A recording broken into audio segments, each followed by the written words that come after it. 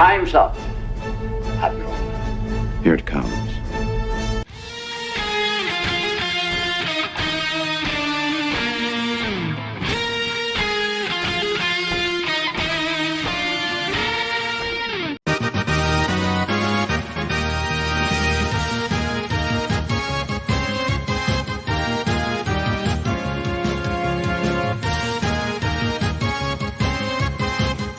Dude, that's like a test of strength. That's not gay.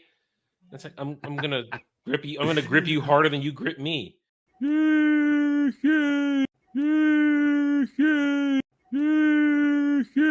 Adam, you being Worf is cultural appropriation. I won't. Cultural appropriate my dick. I don't care.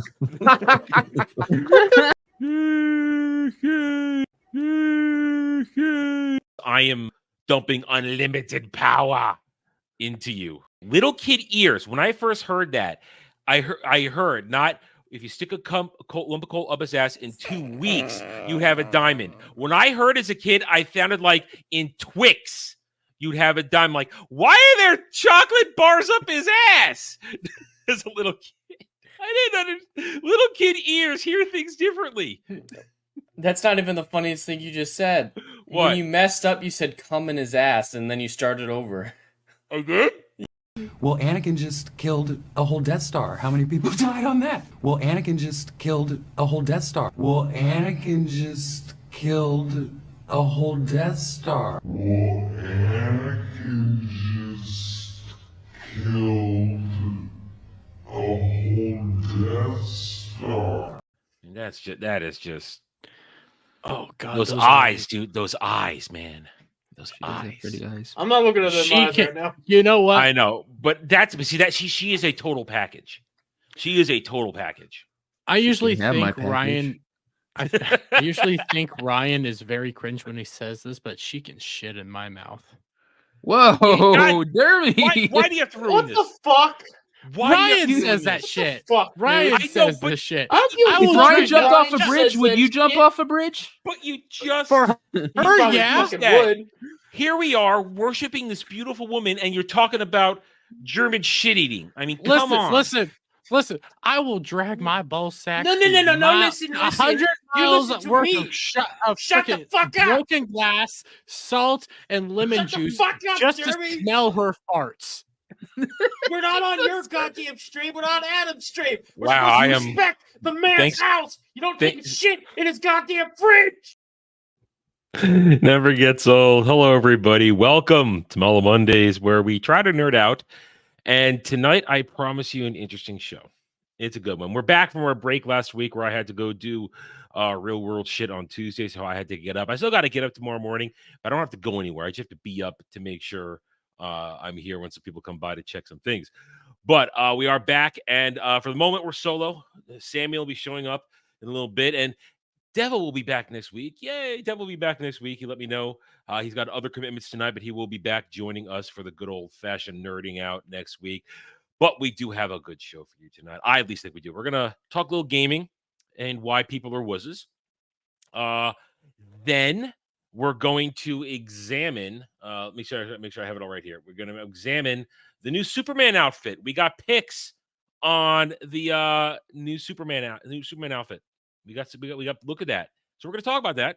Wait till Sammy gets that. And then we have got possibly the cringiest thing you have ever seen. The Star Wars stands were busy today, and they have unleashed something under the hashtag "There Are More of Us." They actually think they are the majority. That's fine. We'll get into that. So let's say hail and hi to those of you who are here right now. Sure, others will roll on in as we get going. Hail both La Goddess and Algram, my mods, here to keep the peace. Troll me when necessary.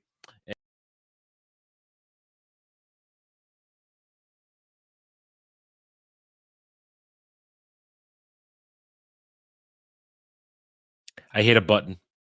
I hit the button on the mouse. That happens sometimes.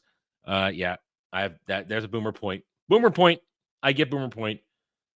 Now Legatus has a reason to make fun of me. Boomer point. Yeah, boomer +2. I'll take it. So hail to Algram and Legatus, and now Legatus will properly troll me. Hail Hail to Jaden Hamilton. How are you, Jaden Hamilton? I just beat Ghost of Tsushima the other night. Hard mode. And it was good. Excellent game. Outstanding game. I platinumed it too. Kicked its ass. Had to look up the last 2 trophies because one of them I wouldn't have gotten at all. And the other one I missed randomly because I didn't talk to a dude for a quest who was right there in front of me and I walked right by him. One of those situations. So yes, I just beat Ghost of Tsushima. I highly recommend it. It is an outstanding game. Hello, Alex Vang. How are you? Hey, Lyle Hammock. Haven't seen you for a while. Welcome back. You can keep listening. You can check it out later if you're only going to be here a minute. I'm doing all right. I hope everybody else is doing okay. We're doing all right around here. We do our best. And if you guys haven't checked it out today, go check out when we're done here. Do it later. Check out my review of House of the Dragon Season 2, Episode 2. I tried to be as pithy as I could. Got it in just under 30 minutes. So go check it out later, though. Later. It show's doing okay, but I have my criticisms, but I think they're legitimate criticisms. Anyway, I'm just happy that Yuna wasn't a romance interest because I hated her. Even though she wasn't a women's, I hated her. She was so annoying, not fun. Hello, Kale. Good evening to you. Here's the thing though. Jade Hamilton, which ending did you choose? I chose the proper ending where you have spoilers for Ghost of Tsushima. It's been out for 3 years. I could spoil this if I feel like it. Where you kill your uncle because it's the only honorable thing to do. You have to understand. You got to be in character. You have to finish him off. Otherwise, he would live in shame. He would live in shame if you let him live. So you had to kill him. You had to do it. It's the only possible right ending. Other one is wussies. Other ones are wussies. You don't do that. So it's a good game. I highly recommend it. I hope they don't make a Ghost of Tsushima 2 because the game is over. The story is done. Leave it alone. Make a new game. Pick something else.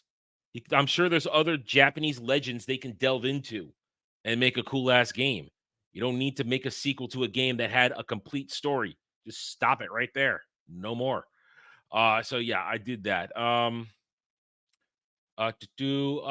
Yes, we talked about that. I believe we did mention that on our review the other night on Saturday on Doctor Who Cares Reviews, where myself, Jed Dermy, and our guests, Bradley Burnett, Duke Devil, and Mr. Grant Gregory. It's still up. You guys can go watch it. It's still there.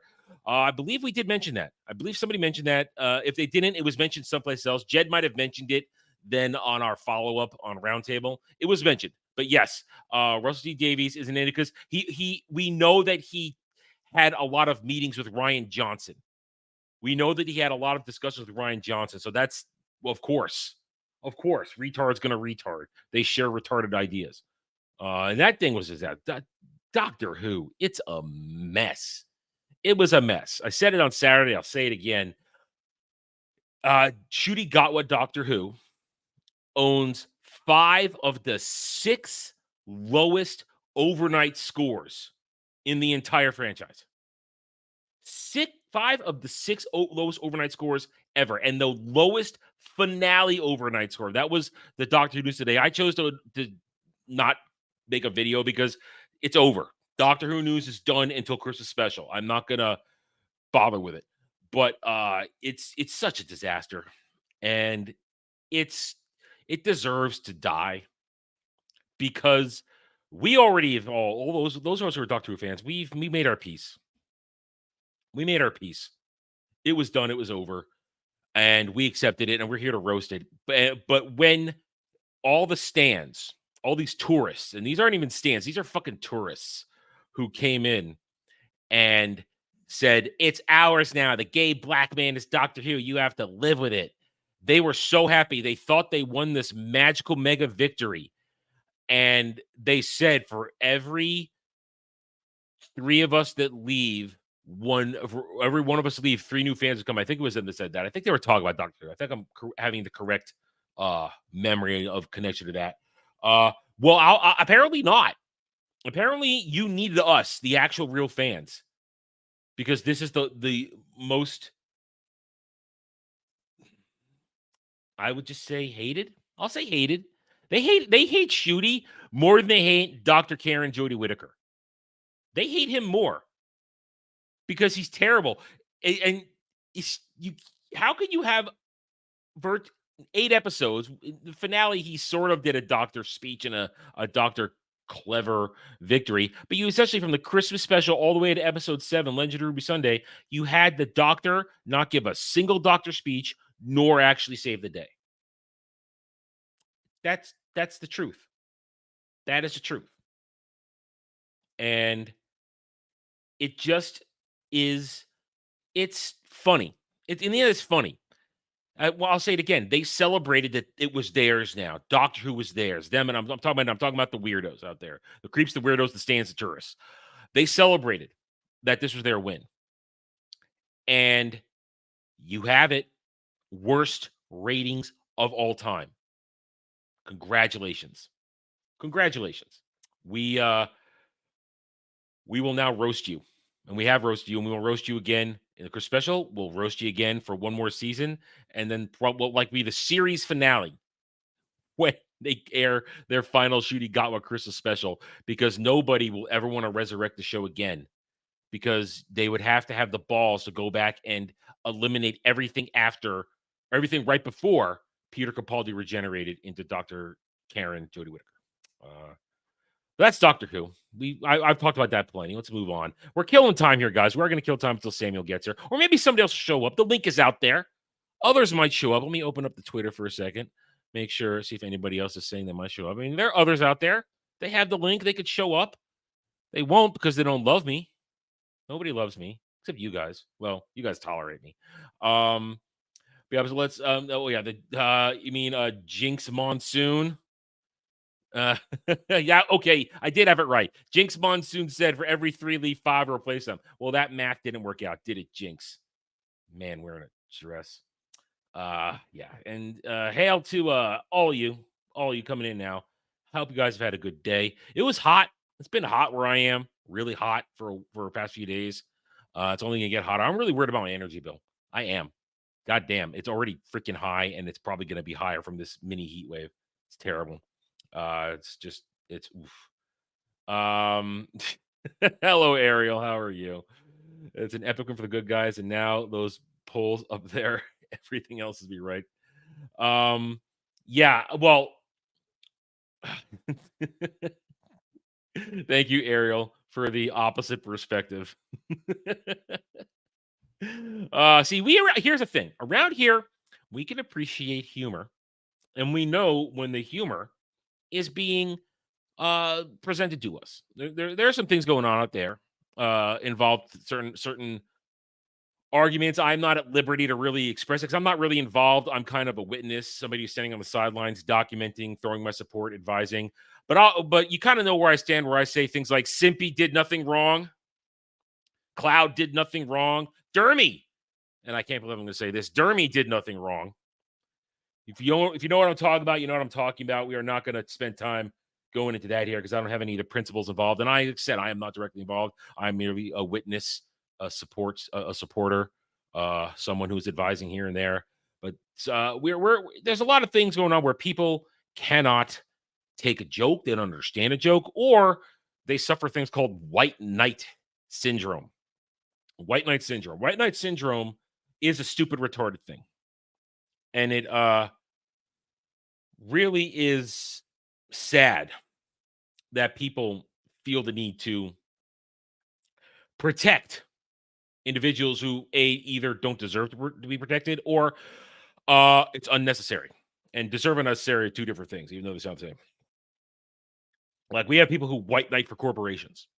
White knight for isn't it a thing? It's a thing where you live out here in this world right now where people online, mainly stands,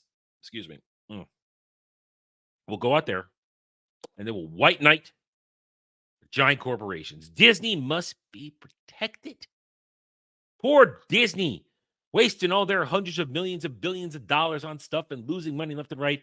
They must be protected from the bigots, from the racists, from the ists and the phobes. They must be protected. The giant corporation, which only uses you for your money But then again, do they really use you for money? Because they haven't done anything to really make money. And I know some people say, Adam, Inside Out's going to make $1 billion. And yeah, I already said 2 weeks ago that I got that one wrong. Now, I didn't think it was going to make $1 million. I didn't think it was going to make $1 billion, but it looks like it's gonna. So I was really wrong about that one, and I can admit that. And yes, Ariel, that is the original. This is from the original Silver Star story artwork. This was actually, there were variations of the discs, the original disc. This was actually the artwork on my original disc. I still have it. It's in the closet. I need that closet over in the other end of the apartment. But it'll be there. We're gonna get to those. We're gonna get to those. Oh, hey, Mustang. How you doing, Mustang? Mustang, see, guys, Mustang's alive. I didn't kill him and leave him in a ditch. He's alive. See? He's fine. But yeah, Inside Out 2. Inside Out 2 is gonna make $1 billion. And I thought, and originally I said, oh, who's gonna care about this? Well, apparently people do, because apparently it's just a normal movie. And I'm really surprised that it's gonna make the $1 billion. It's gonna hit the $1 billion this weekend, likely. It broke 700 million. I said last week it would probably top out about between 650, 750. Well, I was wrong. Listen, sometimes I'm good at the box office game, and sometimes I suck. And this is one of those times I suck. Maybe because I don't have kids, and I don't understand what it's like to take them to a kids movie and then take them again and again and spread good word of mouth. And also because I don't trust Pixar and Disney, but they got one right. They got one right. But are they going to learn the lesson? No. They're not going to learn a lesson. They're not going to learn the lesson with Inside Out 2. Very likely, they'll say, let's make Inside Out 3, and then they're going to lower the agenda hammer, most likely. That's a distinct possibility. And, well, that's a thing. That's a thing. I mean, wow, you bring it up. They're not going to learn their lesson because we heard from James O'Keefe last week when he dropped his first bombshell undercover report on Disney. They think they're doing good work with diversity, equity, and inclusion. They think they're doing good work. They think that's a winning formula. They think that's how they're going to be the bestest ever and survive. And they're not. They're not. They will continue to corrupt and destroy shit. All you got to do is look at All you got to do, and Lyle, you mentioned a couple minutes ago, I dropped a video on it. It was a clip from Sunday, but I dropped a video today talking about the fact that Charmaine Obey Chinoy, we call her Chins, Chins came back on the scene, and first words out of her mouth, I'm making this basically from my feminist perspective because Moray Palpatine is the center of the Star Wars franchise. She is the heart of it. And she has got the full support of everybody over at Disney, Lucasfilm, and Disney proper. So they don't learn their lessons. I mean, rumors have it they are trying to change the MCU, but whatever the things coming out that they've got ready to go and are working on now, none of that's going to get changed. It's going to be terrible. So I do not think it's going to happen. Listen, it all depends. I don't know how much I have no people on the inside of anywhere. I am a one-man show and nobody ever sends me anything. Nobody sends me insider information or inside tips. But I would be surprised if Disney didn't have people dropping notes at Pixar. Look at the past Pixar movies for the past 3 years. All of them agenda jam-packed and failure. The only reason this one probably got away from them is because it's a sequel and they had to probably stick to an original story path in order to maintain some sort of continuity, which left a little less room for changes. But it didn't stop weirdos. I mean, a lot of people documented this on social media. It didn't stop weirdos from trying to turn Inside Out into some sort of undercover queer-coded shit, saying the little girl who's the star in it is so very gay and how she's totally. I saw one of them. She would totally be smelling the panties in a gym locker or some shit like that. It doesn't stop the weirdos from going after shit and making it creepy and weird. And it's.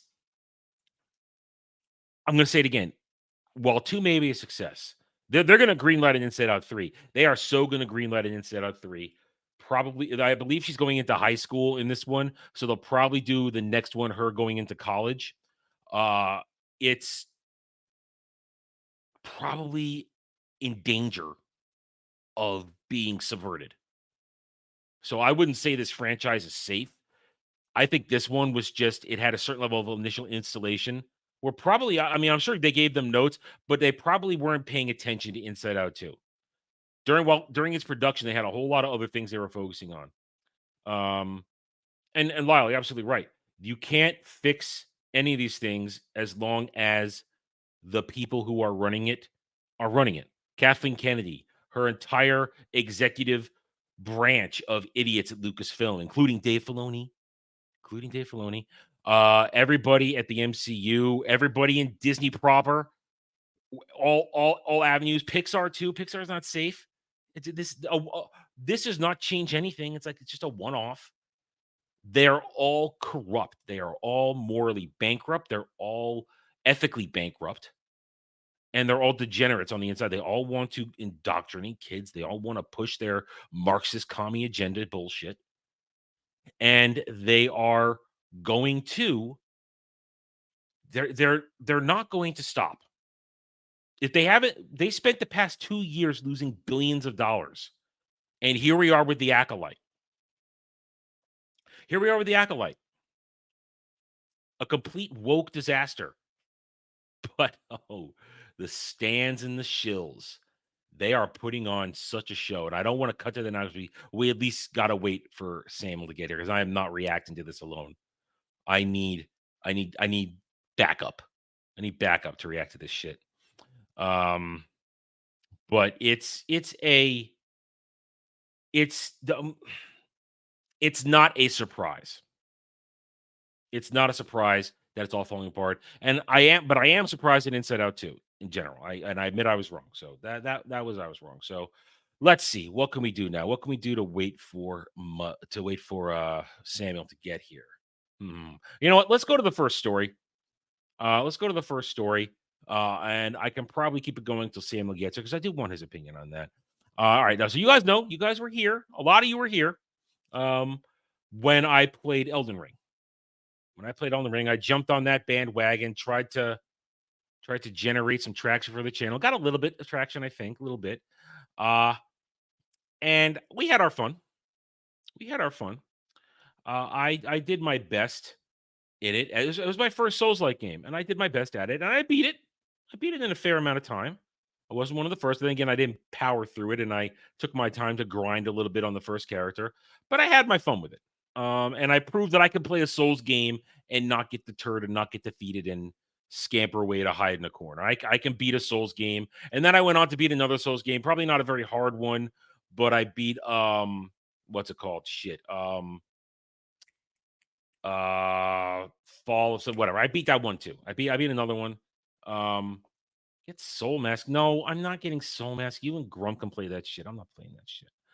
I'm done with Souls games, honestly. I'm done, which is why I haven't bought the Elden Ring DLC. For me, it's too long. If they had dropped it within 6 months, I might have, but it's been too long. I'm not interested.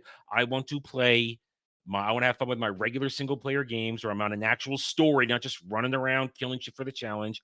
I want to play Final Fantasy 14 and I want to play my strategy games. That's what I want to do. Like I said, I just beat Ghost of Tsushima the other day.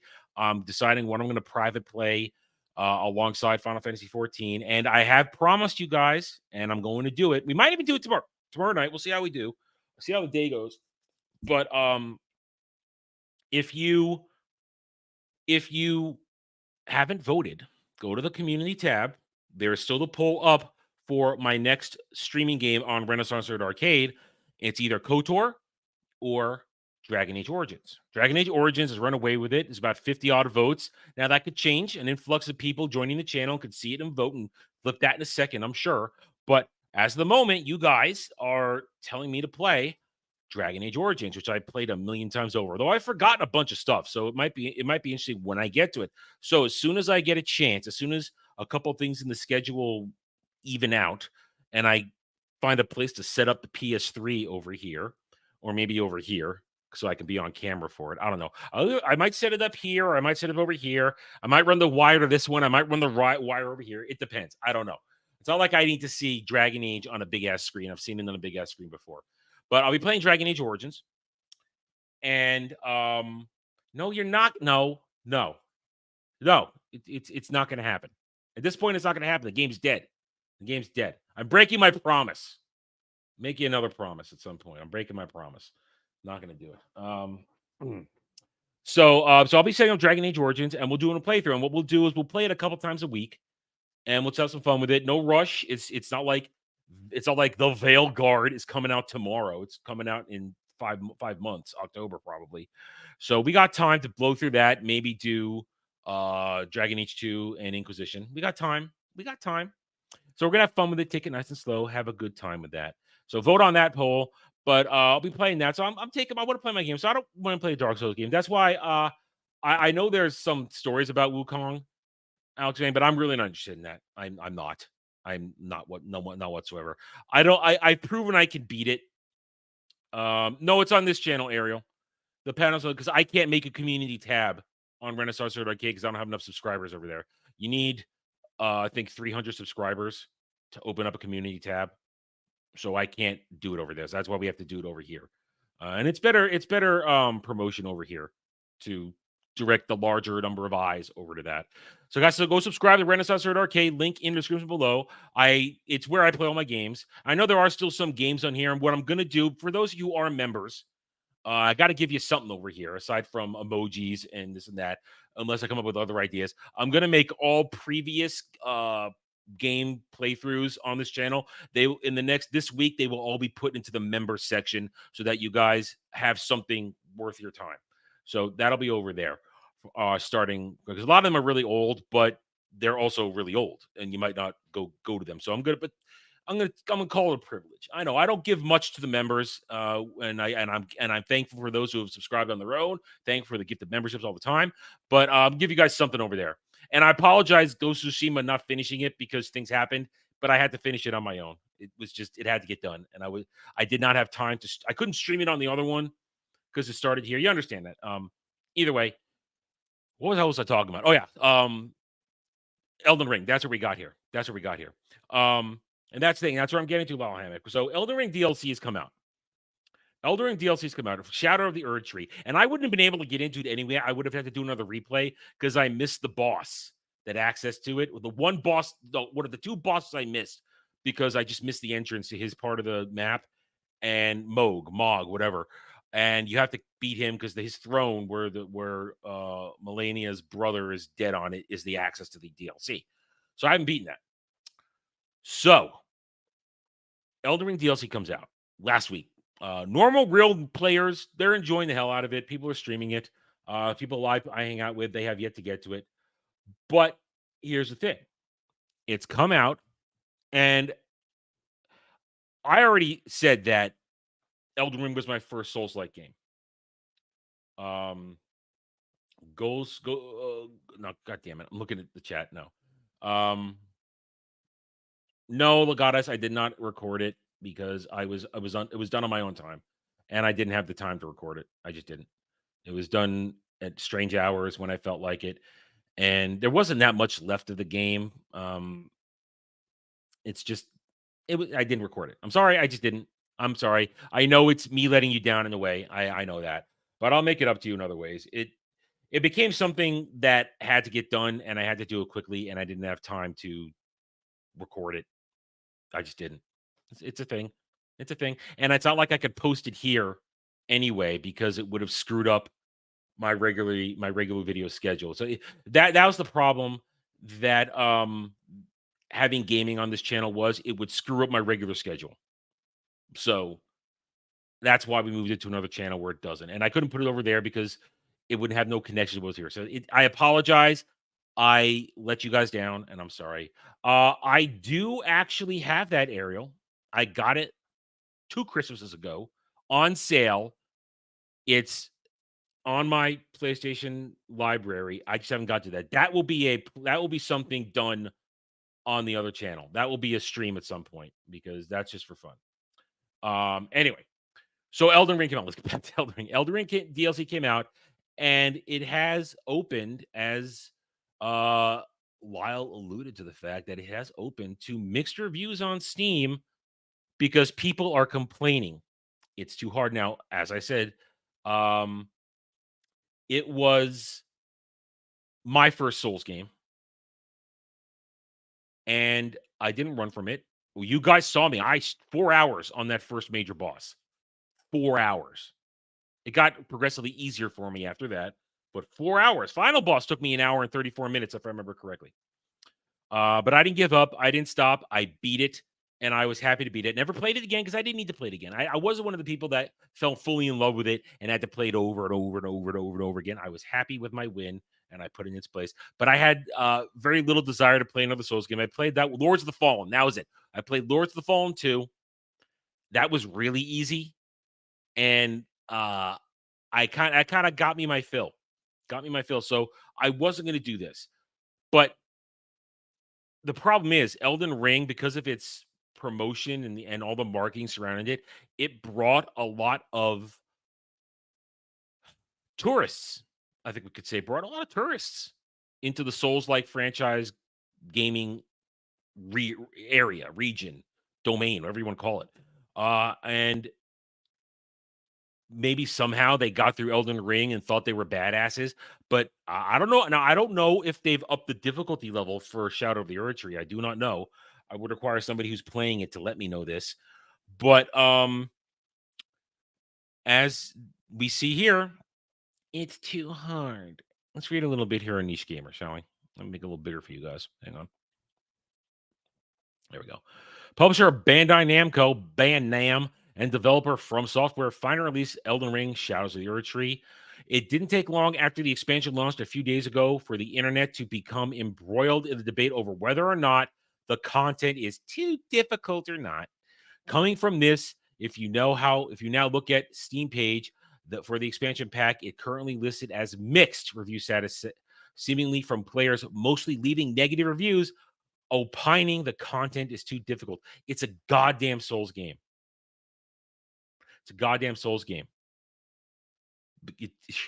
Here's an example. It's a fine line between challenging and unfair. Until now, From Software has always managed to not cross this line, reads a negative review posted today. This DLC was not challenging, but mostly just unfair. The fun is completely gone. It really is a shame because the world music atmosphere is an absolute 10 out of 10. It's really a pity. You know what? I don't believe people who say unfair. Now, you guys hear me. I'll complain. Game is cheating, this and that. But I still always find a way. And it's always satisfying. I was like, yep, I beat your ass. I beat you. This is not a new thing for Souls games. It's too hard. We want different modes. We want easy mode. And honestly, if you want easy mode, don't play a Souls game. Now, maybe I have a different perspective because I grew up in the 80s where Nintendo games came on one difficulty, kick your ass. There was no game journal mode. There was no easy, medium. There was just the game. And you either got good or you didn't. And people, I'm going to say people maybe just get good. Dodge better. Block better. Maybe the job you're playing, the class you've designed for yourself, maybe you really shouldn't be playing that class because maybe it's not your play style. Maybe you want to be it, but maybe you're just not good. Maybe you need to choose a different play style to get victory. That's a thing. Sometimes you have to change your tactics. I mean, when I was playing Armored Core Rubicon a few months ago, again, I was playing that private play. After the first couple of rounds, I went to private play because it was not good streaming. One boss where you fight this mech on the lake when you're towards the end. It was a 2-round fight. You beat him the first time, and it takes a lot of what you got to beat him. And then he would regenerate and become twice as hard, faster. His attacks are way more AoE based all over the place. And the tactics I developed, which were kind of basically pound and grind my enemies into the ground. You know, I would pound them with guess grenade launchers. I think it was grenade launchers. I'd pound them, and then I would shoot them with beam weapons and burn them down. That worked. It stunned them, and I burned them down. This guy was too fast. He was too fast. My tactics didn't work. So what did I do? I left the fight. I left the level after banging my head against the wall for a long ass time, for like a week, banging my head against the wall. I took a break, came back, did some grinding, earned some more money, or actually had a lot of money, earned even more money, bought a fresh round of weapons, and developed a new set of tactics. And you know what? After a couple of days of trying, it worked. I got the rhythm, I got the timing, and I beat him. And then what did I do? Went back to my regular tactics and owned the rest of the game. Wasn't a problem after that. But sometimes in a From Software game, you have to change your tactics, change your fighting style. And that's called thinking. That's called strategy. Come up with a strategy and execute the tactics to make it a successful strategy. Don't complain, game too hard, make it easier. It's unfair. Yeah, it was really unfair that this thing regenerated after I've used up all my heals and all this stuff. No, I had to get better. I had to have a better strategy. So I have no time or day for people who complain too hard, make it easier. And here's the problem. If you're playing it on Steam, well, here come the mods. Here, Elden Ring Shadow of the Erdtree mods have begun, and yes, most make it easier. Wow. Hey, listen, that's your choice. That's fine. But acknowledge it. Acknowledge it. You just acknowledge that you're a pussy and you gave up if you're going to mod it to be easier. Elden Ring DLC Shadow of Erdtree in just a few days old, but predictably, mods for the expansion have already started coming out. Most of the mods targeting Shadow of the Erdtree on Nexus mods right now make the expansion easier. That's no surprise given the reaction so far, as IGN, who are a bunch of fucking pussies too, has reported Steam user reviews currently have a mixed rating after the flood of complaints about the rock-hard bosses as well as PC performance issues. Belger's easy Shadow of the Erdtree. See, now, I would say I'd be embarrassed if I made a mod that made a From Software game easier. That would be just embarrassing if you ask me. Don't celebrate this. This is sad. God, this is sad. That this is what you do with your time. You gut the difficulty of games that are supposed to be the most difficult out there right now. Shame. This mod, for example, decreases all enemy damage in the DLC by around 25%. Many players complain about enemies in the DLC dealing too much damage. Belger said the mod description. So if that's your case, you could try this mod that lowers it significantly. Wow. Yeah, good point, Ariel. Mods like we making mods to show boobs and make it sexy, not to give everybody an armor bonus essentially to all, and that he probably includes bosses too. I mean, geez, how many times when we were playing Elden Ring that I went to a boss, and if I was stupid, man, I got hit hard. Oof. And that boss took a lot off of me because I chose a particularly difficult playstyle. I went the dual wield katanas. It was a serviceable thing, but there are other strategies out there. If I gone, mage and had glass cannon spells that kill things instantly. Yeah, I could have done that, but I like my melee. But Belger added that their mod can also be used by players to learn boss patterns without dying so often. They can then uninstall the mod and take... That is freaking lame. You learn the pattern by just fighting it and dying. You learn it that way. God damn.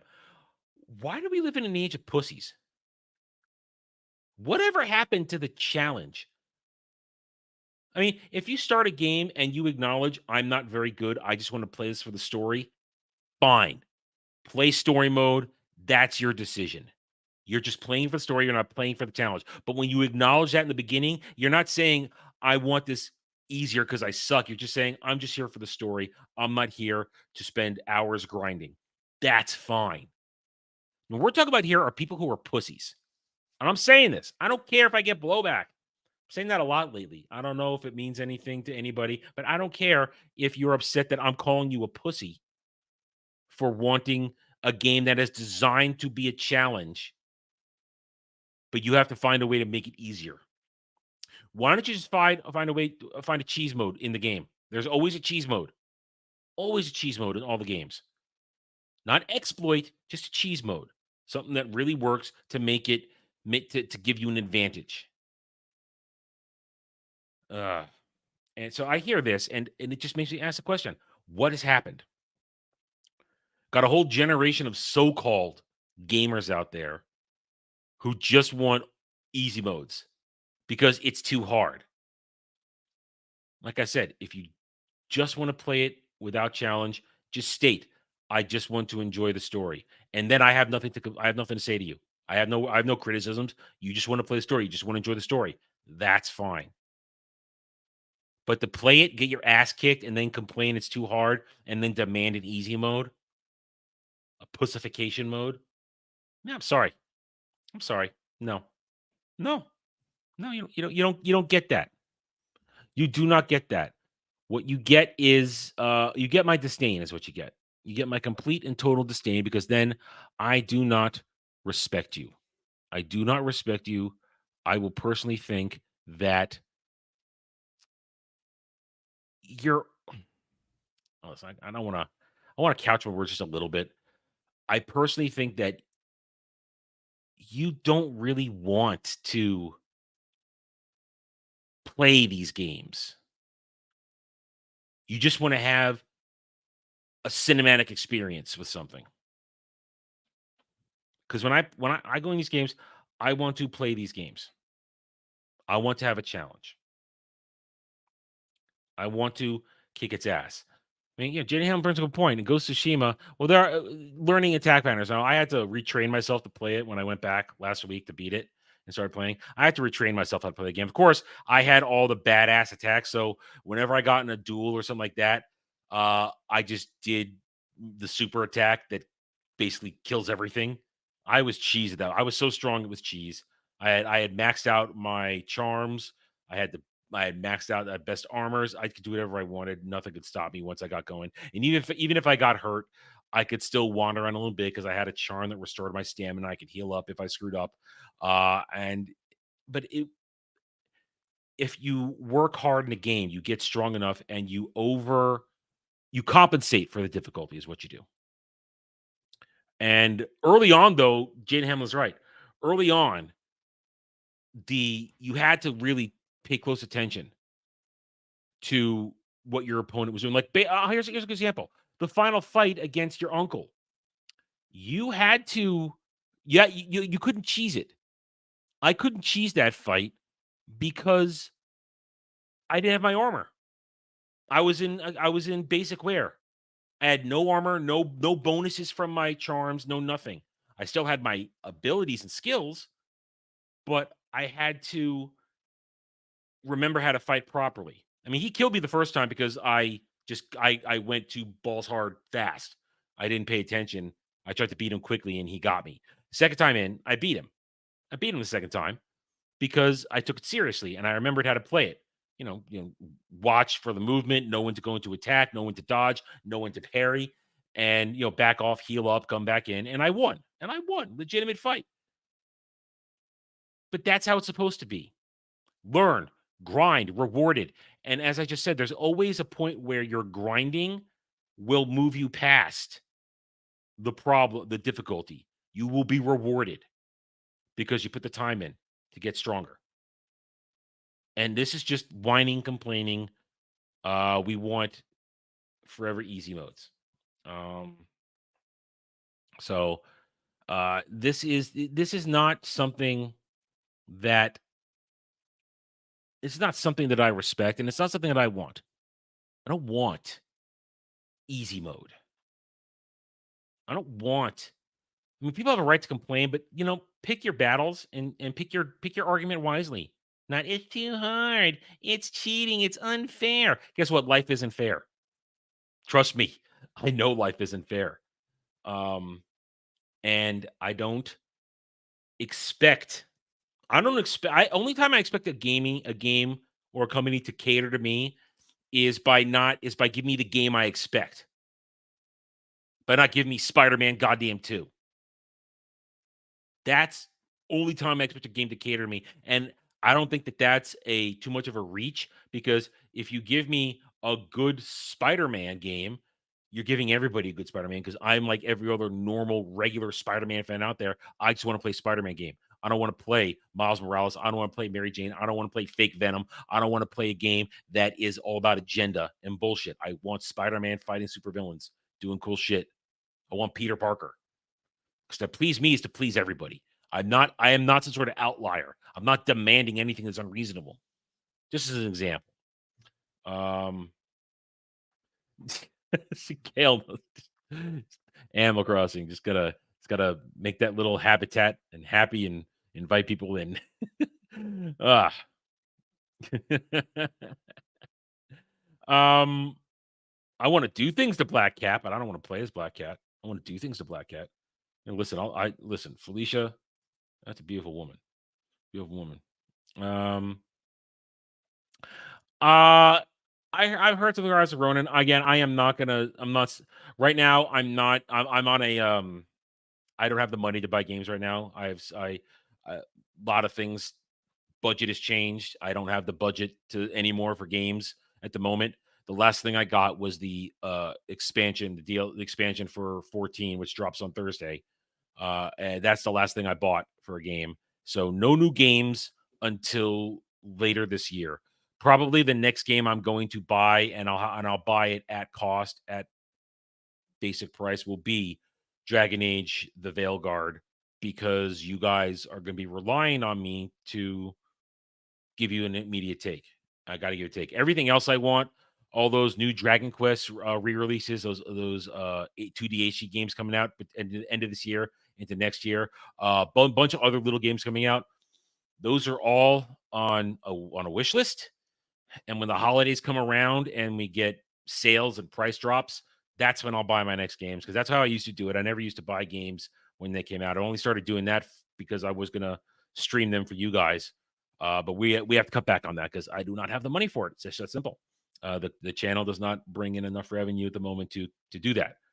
So, and even if it was bringing in some revenue, that revenue has to go to other places right now at the moment. But yeah, so gaming should be fun, but the challenge should still be there. And if you don't want the challenge, then don't play a game that has that challenge. And that's my simple response. I mean, if you can't play the game, then it's not for you, man. Watch somebody who's good play it, or get better. Practice. Get better, practice. You can get better at a game. Build muscle memory. Muscle memory is a thing. You play a game enough, and your hands will move on their own. I mean, at the heights of my best times when I was an MMO, and I'm not saying I've gotten worse at MMOs. I just haven't had the time or place or game where I'm involved in large scale raiding anymore.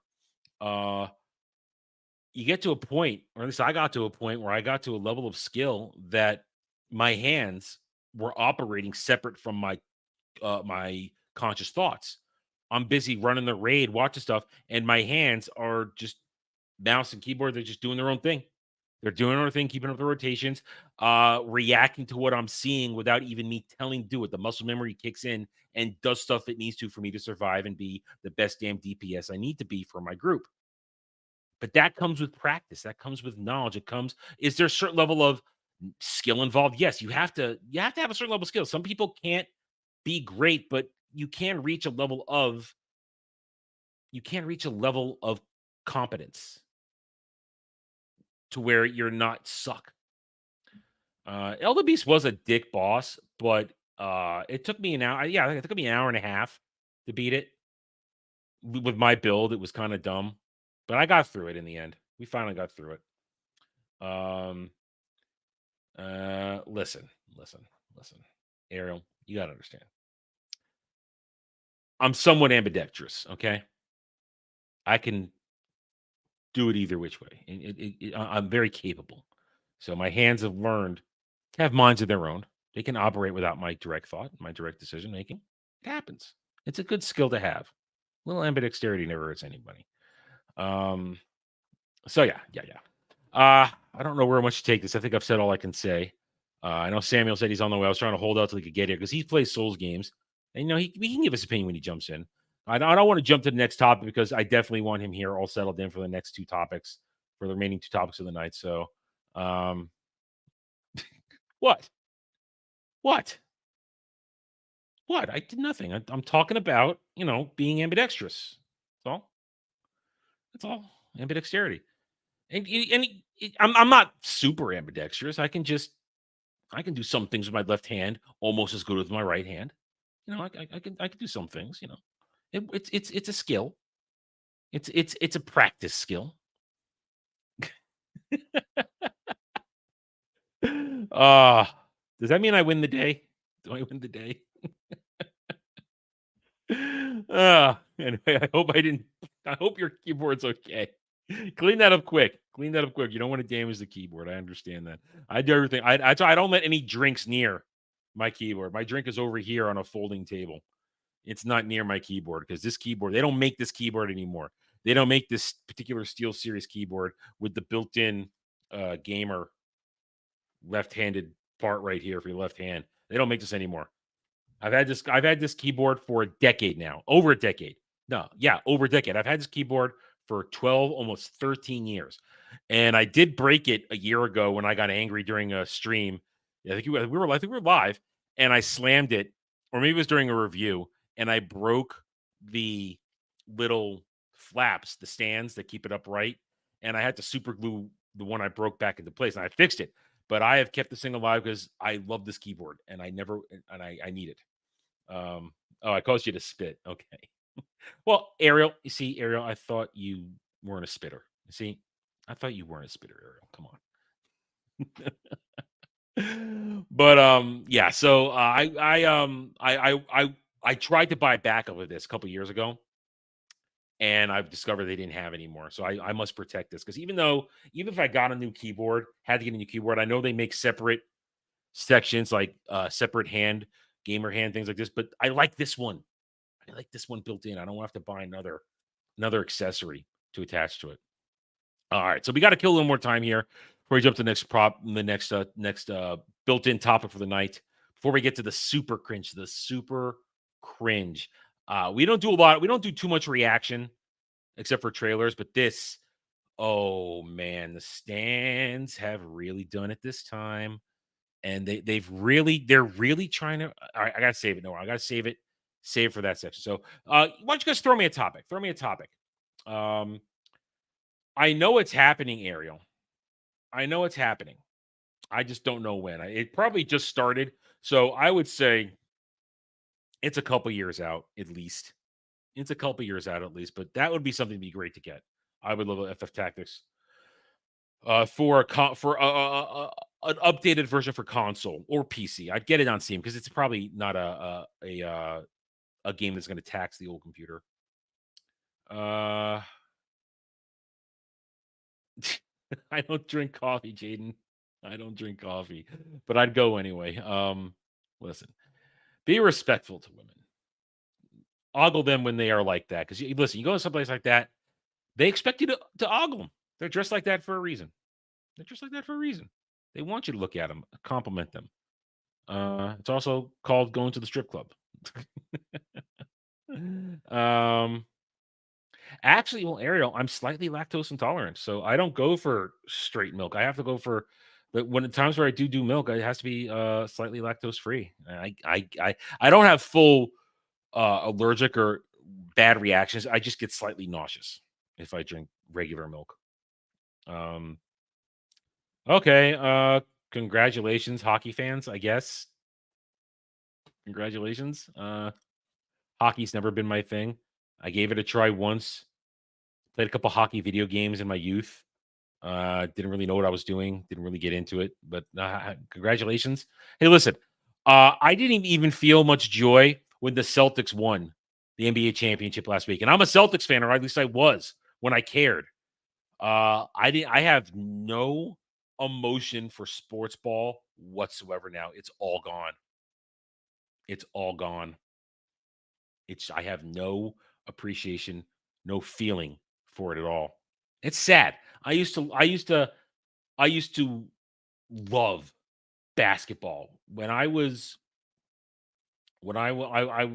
loved it, even at a young age. I didn't really understand what I was watching, but I still loved it. And then as I got older and I got more into it, when I was in high school, I made friends who were really into basketball, and we all kind of nurtured our love for it together, and it became a passion.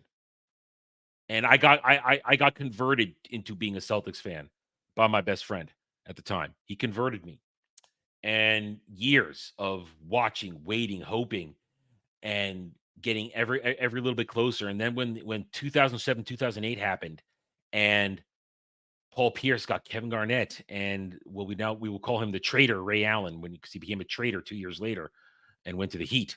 When they made that run, that was one of the greatest sports moments of my life. One of the greatest moments of my life, because it had been something we had waited over a decade for, patiently watching Paul Pierce, watching them build a team around Paul Pierce. And it was so awesome for them to beat the Lakers too. That was it. They beat the Lakers, the ancient enemy, the original foe. They beat the Lakers. And they came back next year and got screwed over.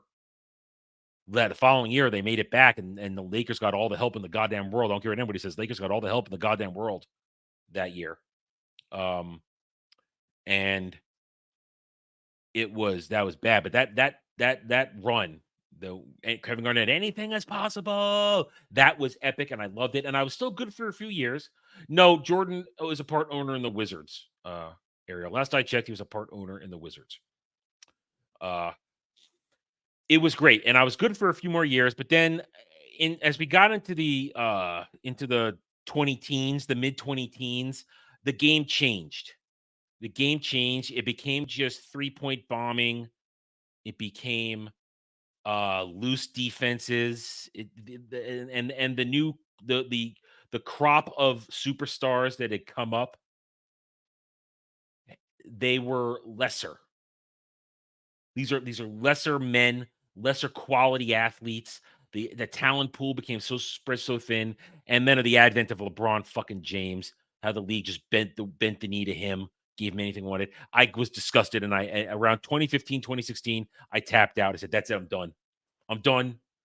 I am not in it anymore. It is not basketball anymore. It's garbage, and it has since degenerated, is degraded, devolved as years went on. I'm glad I'm out. And so even when the Celtics win last week, and a small, tiny voice of me went like this, "Yay!" The rest of it went, "Yeah, whatever." I don't even know who's on the team anymore. There's no passion. And I don't know if they're a good team. I don't know if they're getting help anymore. I don't know if the league is helping them by helping them cheat. I don't know what's going on anymore. So it's a sad thing. It's a sad thing that a game that I loved, I love to watch it, love to play it, love to think about it, love to play games, that it became something that I now care nothing for. And it's not blackmailing, it's apathy. It's apathy. I just don't care at all. So congratulations to the hockey guys. I'm glad some people can still enjoy sports ball. I personally will not. Years I spent trying to really be a football fan, never really took. It was partial in that. I've seen the Giants win enough times now in my lifetime that I'm satisfied. I don't need to get invested in the Giants at all. I saw them win multiple Super Bowls in my lifetime, so I'm pleased on that sense. I've seen all my teams in my lifetime win their big prizes. Saw the Giants win. I've seen the Yankees win. And I saw the Celtics win. So I've seen my teams win their championships and been invested. So I'm good. I'm good. It's a shame, but I'm good. I'm good. I don't need it anymore. And yeah, the WNBA. Yeah, right. WNBA. All right. Toss another topic to me. Toss me another topic, guys. Get me down another rabbit hole for a few more minutes till Samuel gets here, so that we can we can hold off getting to the main event stuff for tonight. where I definitely need his co-piloting input on it. So toss the other topic. I need your help, guys. I need your help because we need to protect, because I can't watch the cringe video by myself, and we need two voices to discuss the Superman suit for James Gunn's Superman. We need two people talking about this. It can't be just me, because I don't know if I'm qualified to have an appropriate opinion. I don't know. I do not know. Let me check something on Twitter while I'm seeing if you guys come up with a topic. Throw me a topic. Make sure I'm not being talked to and missing anything. No, they're still talking about stuff I can't talk about here. All right. Yeah. Blade is DOA. Mahershala Ali is going to walk either by the end of this year or beginning of next year.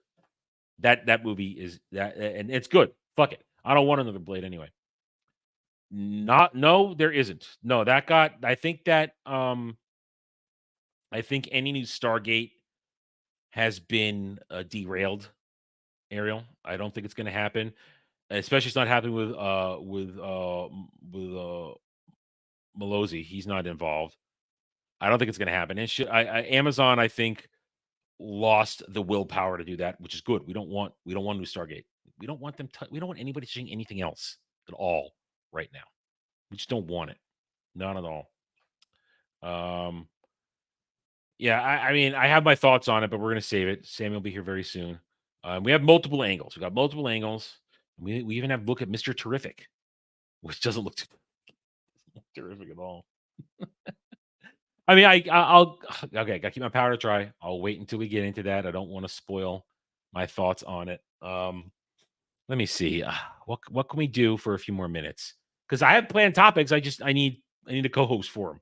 Can't do the last two myself. Because if we're gonna watch cringe, I'm gonna make Samuel suffer cringe with me, and I want to be able to discuss the merits of the James Gunn Superman suit and how Mr. Terrific looks. So we need something. Come on, guys, toss me another topic. I need your help tonight, guys. I need your help. I need your help. Maybe it's something you've already heard me talk about, and you want an extra thing. I don't think a DS9 Blu-ray has happened. The Babylon 5 Blu-ray did happen. That did happen. I'm pretty sure the B5 Blu-ray did happen. I'm pretty sure there's no Deep Space Nine Blu-ray. Pretty sure, because Kurtzman and his ilk, they don't want to do anything for real Star Trek. They just want to keep pushing theirs. I mean, if there was a DS9 Blu-ray, I would pay immediate price for that. That would be not an instant buy, but it would be a top priority buy when I could afford it, because that is something I want. I'm getting ready. I'm getting closer to a DS9 watch. Since I did my TNG watch, I got to do a DS9 watch. I just didn't want. I didn't want to go right in from TNG right into DS9. I didn't want to do that. I needed a break, and I've had a break. I did all of Mentalist. I finished Mentalist last week. Watching some anime right now, and I'm actually getting ready for a massive anime binge because the season mostly is about to end, and so I got a lot of shows. I think I got about 10 or 15, between 10 and 15 that I'm going to watch. Now, I'll probably whittle that down to 8 or 9 by the end of it, because might tap out a few episodes into stuff that isn't really doing it for me. But I got a bunch of anime coming my way to watch soon. And you know, I will say this because it'll happen soon. I have started back up reading. I'm reading again. And you guys will be getting an EU book club very soon. EU book club coming back. It's 3 years, 2 years since I said I get back to it, but it's coming back. I started reading Champions of the Force again, so about halfway through it. It'll be coming soon. It'll be coming very soon. And then what you're going to get with the EU book club, what you're going to get from that is, once I start doing that, they'll be intermittent. You'll get no warning. What'll happen is, there's Samuel. Hi, Samuel. Hi. Let me just finish what I'm saying. I'll answer one more question from Ariel, and then we can start deconstructing some stuff. Once I start reading all the books, what I'm going to do is I'm going to be banking them for content reasons when there's lulls in content. If it doesn't look like anything's gonna happen, boom, pop up an EU book club video will pop up for you guys, and that's how it's gonna work going to future, especially in sometimes later this year, where if things line up right, I will be out of town for periods of time. So that will mean I have to pre-schedule things pop up. So hey, guess what? Star Wars EU book club, yay! There we go. How you doing, Samuel? Oh, I'm all right. I'm all right. I would like to say out there, if you think that the Elden Ring DLC is too hard, maybe play something else. Yeah, I mean, I'd like your take on that. I really would like your take on it because you played Souls-like games. You enjoyed Life of P, right? That was the last one you played. I'm actually currently playing both Bloodborne and Elden Ring on my off time. Okay. But yes, I also played Lies of P. I haven't finished that one yet, but but I'm on my third playthrough on Elden Ring. I have exactly one fucking trophy to get before I platinum it. You got to go for it at that point. You've got to. Yeah, and it's just the final ending, because there are 3 endings. Okay. Yeah. So, Go for but it. yeah, so I've been doing that on my off time because the DLC was coming up. It obviously released this weekend. I won't be able to afford it till next, but so I was looking forward to that, and I had to go fucking kill Moog again, which is a pain in the dick. Yeah, I never fought him. I missed him. Went the wrong direction. Honestly, he's not even the worst part of that. It's getting to him that's the pain in the ass. The fight itself's not that bad. Yeah. Well, maybe one day I'll do it. Maybe I don't know. I'm not in a rush. But yeah. So, am I wrong? Because I assume you were listening. Am I wrong? Just get good. Pretty much. Yeah, just get good. Like FromSoft has been very vocal and very public that they are not making their shit easier for anybody, that it's meant to be challenging. It's meant to be, painful to get through. It's not for everybody, and that's fine. It doesn't have to be. So I'm hearing that the Shadow of the Erd Tree is a step up in difficulty from Elden Ring, which to my mind is not necessarily a bad thing because Elden Ring is not the most difficult FromSoft Souls game. Yeah, I heard that, and I pretty much I can probably concede that because it was kind of easy mode. I mean, by the time I got to it, I was powered up enough. I think I was in my 130s or 140s on my playthrough when I beat it, and once you figure things out, you win, or you have cheese methods that you win. So it was just, right, but if it's in game, it's not really. Yeah, I don't see it as cheese. I just see it as taking advantage of the tools you're given. Oh yeah. I mean, I still kind of define it's like it's the tools at hand, but it's an in-game acceptable thing, and I still would call it cheese. Like the guys who stand there, and I think I've seen the videos of it's basically a giant beam from your staff if you're a magic user, a double glass cannon attack just annihilates a boss. That's a cheese attack, but it's legitimate cheese. But it still is. Yeah, it's also a pain in the ass to get that spell. Okay. So yeah, it's not like they just hand you these like god-breaking spells off the bat. You have to go fucking find them and earn them. So it's not I don't see what the beef is really, aside from the fact that games journalists I get being like, oh, this is too hard. They got to put in something else for just us because they think they're fucking special. Yeah. What's killing me is like a lot of these players that I'm seeing who are complaining about the difficulty were reveling in it 2 years ago when Elden Ring came out. It's like, how is this? This isn't even, and this is typical from what I understand of FromSoft. Like the old hunters for Bloodborne, much fucking harder than the rest of Bloodborne. But you also get much greater rewards for completing it. Well, yeah. It's just, I don't know. There's a sense of accomplishment, and I got into Souls games like really late. I was a Monster Hunter guy, and there's kind of a beef between Monster Hunter players and Souls-like players. Really? As to it's in the internet. You got to kind of dig for it. But yeah, both sides have valid points. They're both very difficult fucking game franchises that require you to get better in order to advance. Yes, having dabbled in both, I can agree to that. Yeah, like Monster Hunter. I've been playing Monster Hunter for 20 years. It's not about your gear. You can have the best gear in the game. If you don't know what you're fucking doing, it's not going to matter. You're going to get your shit wrecked by low rank monsters. Because there's a way to beat monsters. You have to weak points and strategies and knowing what they're going to do. Yeah. Well, and for a more contemporary example, Melania in Elden Ring, right, was touted as probably the hardest boss that FromSoft put out ever since the Orphan of Kos from the old I don't know. Hunters DLC in Bloodborne. I kind of took her down pretty easy. And again, I think that depends on your experience, but there are tricks to it too, Yeah. right? You know, one of the things I found out that isn't, as far as I know, very widely known is that if you take the pots that do like ice damage, you can actually interrupt most of her attacks because Really? she's weak to ice. Yeah, I didn't know that. as it turns out. You know? See, I brute forced my way through that fight. I just dodged a little bit better than I did before on each attempt, and then I just brute forced my way through it. So Right. it was not a pretty fight at all for me. It was. Oh, it took. I didn't beat her on my first playthrough. I beat her on my second playthrough. Oh, okay. Yeah, I only missed Moog and I missed the Dragon God. Those are the only ones I missed. Placidusax? Yeah, that's a fucking fun fight. Yeah. I'm not even sure how I missed him. I don't know where I know where Moog was because I found out later that I literally was heading into the frozen north. I literally went one way and I should have gone the other way. And if I gone the other way, I would have come across the entrance to the Underdark where he is. But I didn't. So at that point I was going, fuck this. I just want to get through this now. I'm done exploring. I want to end this. Right.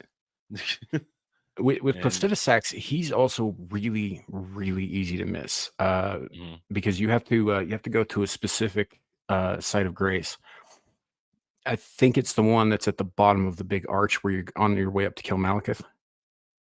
Okay. Like the big ramp that goes up there, and there's a Dragon Knight at the top, right in front of the fucking boss room. I think I remember what you're talking about. Yeah, so you start there, and then you go down the elevator that's just outside of there, and run through this little area where you got a couple of beastmen who were fucking slinging dragon red lightning spells at you, which is kind of a pain in the ass. Out onto this little rocky plateau, and there's nowhere to go. Right, you're looking around. Where the fuck do I go? Well, there's this little corner that if you look straight down, a narrow fucking ledge that you can roll off of if you aim it right and land on that, and then there's a series of rocks that take you down to one of the big pieces of masonry that are just floating right next to the really big tornado in the center. And in one of those spaces where they've got like those kind of entombed people lined up on there, there's one of them that's empty. You can lay down in that, and that's how you take it. There's a cutscene takes you right to Placidusax, but it's really fucking easy to miss if you don't know where to find it. Yeah, I can see how I missed that because I think I remember we were talking about it. I was like, yep, I see nowhere to go. Okay, going back. Yeah, I just killed him again last week. So okay, yeah, and so I those are the two I missed, and I mean I have incentive to go back someday to beat it because I only got the one ending. I only got the what's her name ending. You got the Age of Stars ending. Yeah, that's the one I got because I did her bidding. That one's pretty good. Yeah, but I still have 2 more innings to go get. So there's incentive one day to answer Ariel's question here, and I'll answer the Lunar one another time. You know I will. Achievements for me, it's kind of is it within the realm of how I'm playing the game to get this done? Is it kind of in line with how I'm playing? Are these doable without doing retardedly crazy grinding shit or really annoying shit? And if it's doable, I go for it. And then I'm pleased with myself. I mean, so for me, it's if it's within sight, then it becomes important. If it's not, then screw it. I'm not like a perfect example. As much as I enjoyed Final Fantasy VII Remake and Final Fantasy VII Rebirth, I don't really want to play through those games on hard mode because taking away my ability to use items and taking away my ability to restore magic points when I rest at a bench, that's just mean. That's not a challenge. That's just mean. So I say screw that. So I will never get a platinum on that because that's just, for me personally, I find that unreasonable. Now, some people have beaten the hard mode. You're better than I am. Good for you. I don't have the patience. So, I mean, how do you feel? Did you ever play Fallout New Vegas? No, I did not. I still haven't done it. Okay, so there's a hardcore mode for Fallout New Vegas where it adds weight to your ammo in your inventory. Oh, where if you don't drink, nice. if you don't drink and eat regularly, you will die of thirst or starvation. You can So die they- of exhaustion if you don't sleep regularly. They add a survivor mode. They element did. to it, huh? They did. Jeez. Yeah. In That's- addition to all of the other shit. Radiation and all. Oh man, that's mean. That's mean. That is mean. Yeah. You'd better But, have a good supply of right away because you have to drink water to stay alive, and most of it's radiated up the wazoo. Yeah, no thanks. To me, I mean, now I'm not going to say that's unfair. To me, that's just unreasonable. I'll say it's unreasonable because obviously there are people who've done it. Obviously, people have done it, but Right, but it's not the base game either. Yeah. You know, like the base games, like none of that stuff applies except for the radiation stuff because it's kind of core to the series. But yeah, you don't actually have to eat and drink and maintain your health and all of that stuff. You can just play through the game regular. Like the hardcore mode's not really. That's just there for an added challenge for people who want it.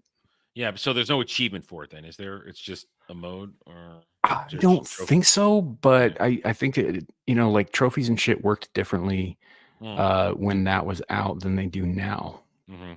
You know, Well, like there was a they weren't- time where they screwed things up. Like sometimes they would combine DLC and main story trophies into one thing, and that would be your Mhm. entire score. I got screwed over on a couple of games where they did that, where my original Dragon Age playthrough screwed me over or would have screwed me over, where they combined a bunch of stuff, and if I hadn't gotten it one way, I would have denied me my platinum back in the day because they do Mhm. that. They used to do that kind of shit. So that was before they started separating the trophies from everything. But so in general, how do you feel about trophies though? I mean, do they motivate you, or are you like me, where it's like if it's doable, you'll do it? I don't worry too much about like I keep track of them just out of curiosity, but I don't worry too much about it unless I'm that fucking close. Right. Mhm. I've platinumed I think 6 or 7 games now, but not nearly as many as I've actually played. Yeah, I mean, I think my Ghost of Tsushima platinum the other day, I think that's my 15th or 16th platinum in the past, Mhm. I would say 6 or 7 years. I mean, Yeah, fair enough. My first was Assassin's Creed 2. I almost got that one. I almost got that. I'm real close. If I ever go back, I'm real close. If I ever go back. Yeah, that one's actually not that. There's just a lot of trophies to get, but none of them are that difficult. Yeah. One of the most annoying ones that I had to do was Mass Effect 3, where you need to get a weapon to level 10, upgrade a customized weapon to level 10. Problem is, whenever I do full replays, it would be a new character. So it's not like I'm restarting the game over again with that character with the new game plus stuff where you have all your gear. So when I was doing Mass Effect Legendary Edition, when I beat it around for the first time, that was the only trophy I was missing for my Mass Effect 3 Platinum on that. And what I did was screw this. All I did was I put it on super easy mode, and I just burned through the first 30 minutes of the game until I could access my upgrades, and then upgraded the quickest weapon possible just to get my level 10. So it's like, Nice. screw this. I don't care. I'm not doing this for the competition. You know what? Guess how many hours I put into Mass Effect Legendary Edition at this point? Just give a guess. Give a guess. 250. No, I recently was just moving things around on the console here, and I saw it. According to the PS5, with all the data that I brought over from the PS4, I've logged 520 hours in Mass Effect Legendary Edition. That's respectable. Yeah. I think I like Mass Effect. I think I do. Yeah. So I'm right there with you when we're talking like Monster Hunter, man. I like on Monster Hunter World alone, and that's just Monster Hunter World. I'm not talking about everything that came before that. And I didn't play every Monster Hunter game. Mhm. I think I'm currently sitting at about 1,300 hours, give or take. Nice. That's like me, And that's MMOs. casual for a Monster Hunter player. Yeah, I can. It's like MMO type stuff. The hours just they pile up with just the Mhm. amount of time you spend in these things. They just happen. All right. Well, you're here now. We got your take on the first topic, and I apologize now for the cringe video we're going to watch in a little bit, but I can't do it by myself. I just can't. But I hate you in advance. you hate me in advance. Listen, Devil was going to be here, but he had a prior thing to go on. But so we would have shared the wealth, and I just can't hold off till next week, so it has to be tonight. But first, though, have you seen the Superman costume pictures yet? Yep, I've been bitching about that shield all goddamn day. I don't. Listen. I'm going to take this now. The bagginess, I'm taking that out of the equation. I'm looking at the design here. This is Yeah, so am I. I'm looking straight at design. What's with all these lines? Oh, this is new 52 bullshit. They threw the trunks on him, but other than that, they're not making any concessions to what the trunks should look like. Like that, the rest of that design is all new 52, except the shield, which pisses me off because that's the Kingdom Come shield. Except they replaced the black for the morning with the old yellow. But that shield, he doesn't wear that shield until he's fucking earned it, until there's been massive tragedies, and he's much fucking older. Yeah, and here's the thing also. The yellow in this picture looks off from the yellow in the belt. Yeah, it looks like Kraft macaroni and cheese. They look like two different yellows, so they're not even. And I don't want to hear the argument, "Oh, we're going to touch it up with CGI later on." No, why don't you make a good fucking outfit now? Christopher Reeve, his looks fine. I agree. I don't think that they don't even really need CGI to touch it up as far as the rest of some of the aspects of this goes. They can fix, which is color grading, but I don't. The trunks, I don't have an issue with the trunks. The trunks look fine. The belt, I don't really like the square belt buckle. It should be the oval, but that's just at least it wasn't the little gold shield like the fucking new 52 outfit's got. But yeah, all those lines, that's all like new 52, Injustice, more modern stuff, along with that collar and the way that the cape actually tucks into the suit itself and not is just tucked in his neckline like it should be. It was a bad design in the comic books. It's a bad design here. I agree. It's kind of off-putting seeing all the grooves and the shit. It's it just doesn't look right, and we get another angle here on it, and there's Mr. Terrific. We'll get to him in a second. Now this is where people are Mr. Terrific. Yeah, of course they did. Now we get in. This is another angle, and this is where people I think are complaining about the bunching and the folding. I kind of still want to remove that from the equation because I heard an argument, and I'll give it some credence. This might just be for the comfort level, and they will clean it up in post, so that could he be can actually, so he can move around in it and not be constricted, and frankly breathe. Now, then again, why can't you make a suit that would function normally? Again, Christopher Reeve's suit functioned normally as a suit. It didn't need to clean up in post. His was just lycra and spandex, and it looked fucking fantastic on camera. Yeah. And also, and the thing is, that was all Christopher Reeve. He was in shape, and apparently, Corn Swalt, I forget his name. He apparently got in shape for this, so it's not like he's not in shape for something like that. You can, because it's not form fitting, right? And because of the way that it's bunching, you can see that he bulked up for this. Like that, I don't have an issue with that. Like he clearly took the look seriously. Yeah, and again, I don't have a problem with that. I like the fact that they're at least trying to have the spit curl. They're the colors are at least not the muted fucking depressing colors of Zack Snyder's world. Yeah. So there's some things about this that I don't have an issue with. I think they're trying at least to get in the right direction, but there's other things like they're taking inspiration from the wrong fucking arcs in terms of some of the design on there. The bunching I could get over because that's being too nitpicky for me. I'm not going to be nitpicky about that. Yeah. It's I do see a point where I could see where people would look at this and see like a dollar store Halloween costume kind of effect on that, because most of us don't go around wearing awesome super suits. When we wear super suits, they look homemade, and this kind of looks homemade, and that's a bit of an issue, but it's not one that I can't get over, and it's definitely not one that they can't fix on camera or in post or whatever. I like some of the things about I don't know, the blue's a little off for me, just a little bit, but maybe that's just me being nitpicky. But that shield pisses me off. What I see off right now is I see this now in this angle, the yellow border. That's a new 52 thing. Okay, I didn't know that. I only saw a little in New 52. I didn't actually read it. I just kept abreast of it back in the day. So the yellow border, I don't like that. I don't like that at all. on the No, shield it doesn't there. make any sense. And again, that shield belongs to an older, wiser Superman who is in mourning and who is only doing what he has to do because the world has gotten out of hand since he took a back seat. Right? He's got gray at his temples. Yeah. Right? He's much, much bigger, like an old man who's been bulky all his life, gets kind of stockier, you know? Yeah. And of course, he's absorbed so much more solar energy since then. sure. Too. Well, sure, but he's also very he's very sad. And that shield belongs to somebody who's seen too much tragedy, who's trying to right things that went wrong. And while you could make that argument about any Superman because his whole fucking planet exploded, and then Jonathan Kent dies, and yada yada yada. Yep.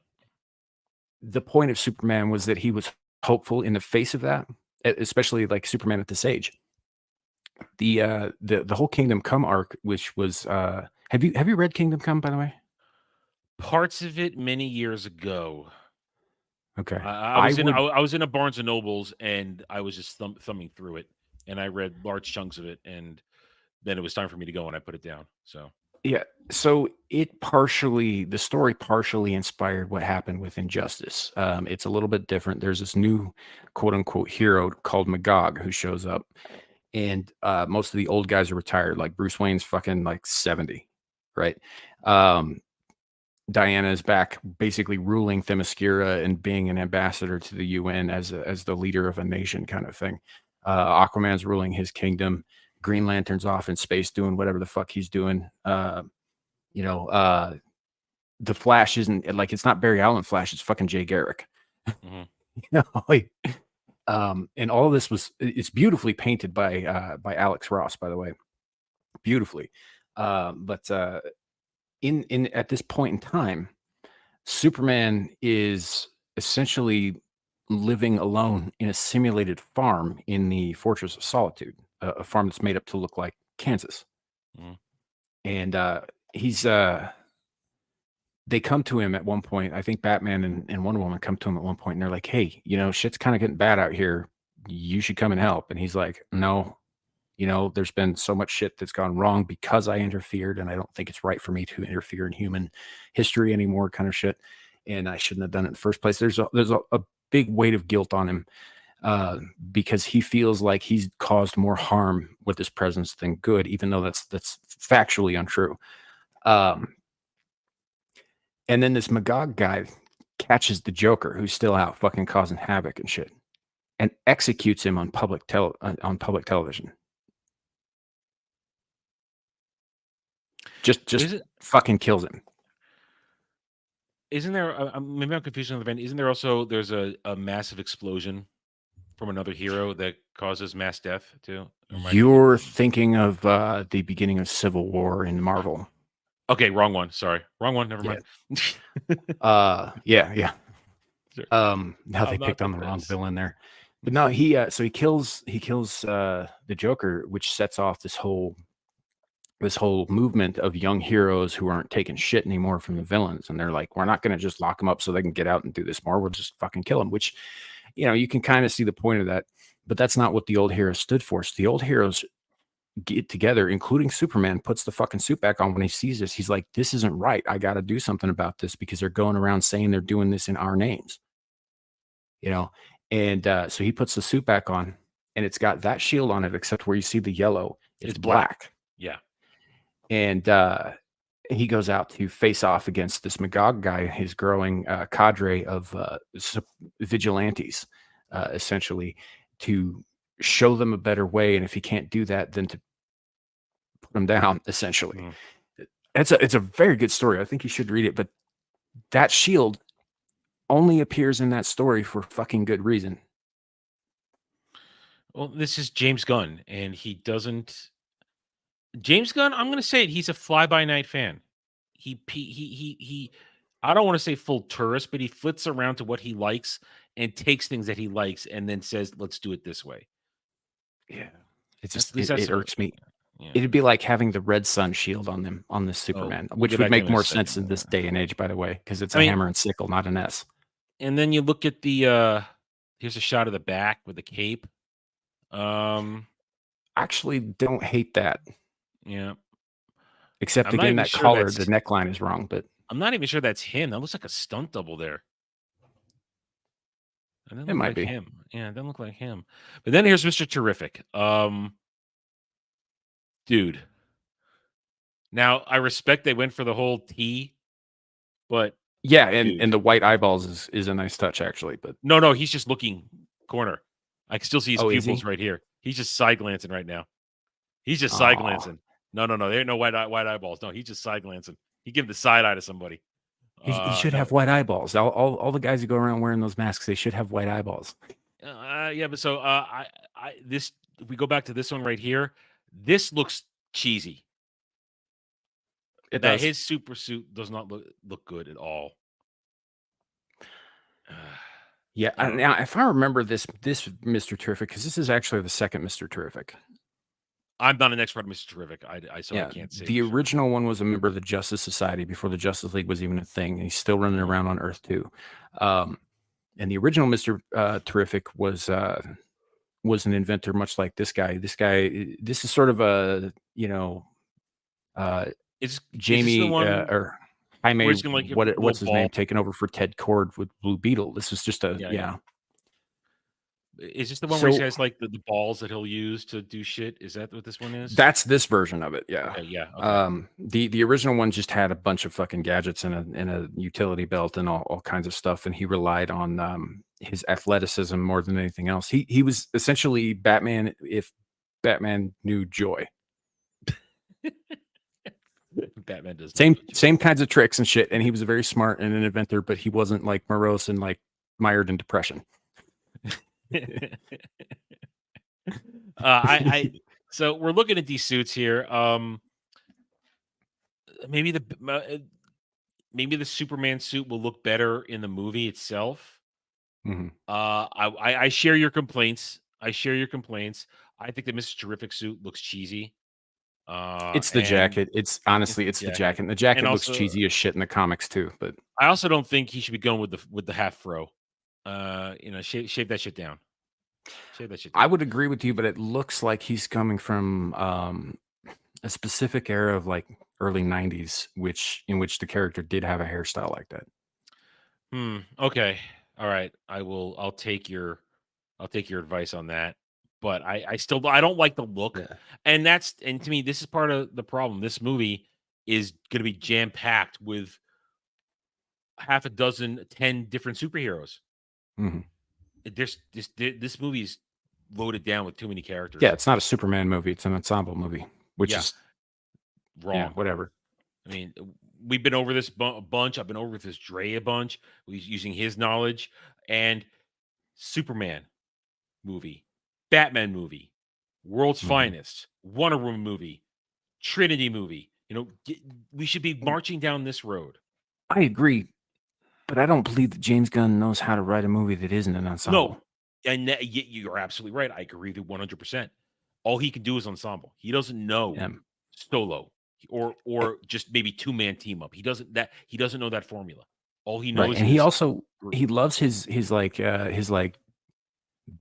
B and C list quirky ass characters too. So that's why Mr. Terrific is in this. Mr. Terrific's met Superman and fought alongside him a couple of times, but they don't really hang out. They're not part of the same circles in terms of like superhero. He's not even on the same level. Yeah. He's C-level.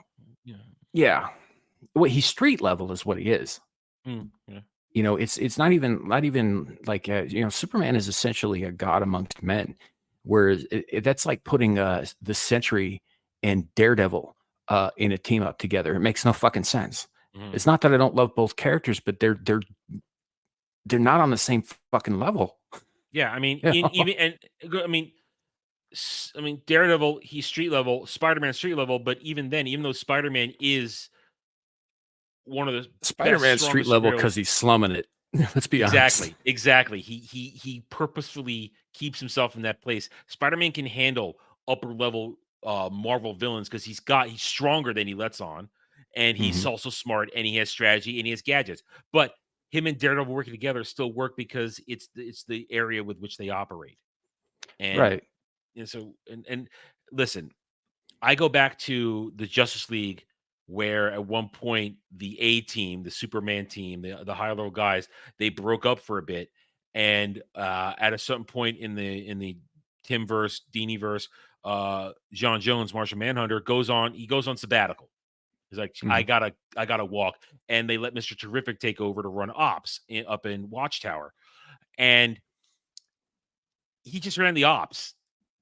He was a careful replacement for Martian Manhunter, not a full replacement, but only just because his mental ability allowed him to run the operations like Jean had been doing. But he's not Martian Manhunter. He's not S level. He's not up there. Sure. Well, because Martian Manhunter is not just a fucking telepath and a very smart dude. He also has powers that rival Superman's own. He is extremely strong. Yeah. But and like you could make an argument that that teaming up Batman and Superman is the same kind of thing that I just mentioned there too, because Batman is also street level, but Batman's also fucking Batman and went toe to toe with goddamn Darkseid and won with his brain. It's the brain. Batman's superpower is his brain. He always has a plan, a backup plan, and another backup plan for the backup plan, backup plan. That's Batman. He's always going to have a way out. Whereas, and I don't really have a problem with Mr. Terrific as a character. I just don't think that this is the right venue for this. If they wanted to do a Mr. Terrific thing, he could have easily worked in his own movie. Like I saw Blue Beetle last year, right? Honestly, the movie's not the worst thing I've ever seen. It's really not.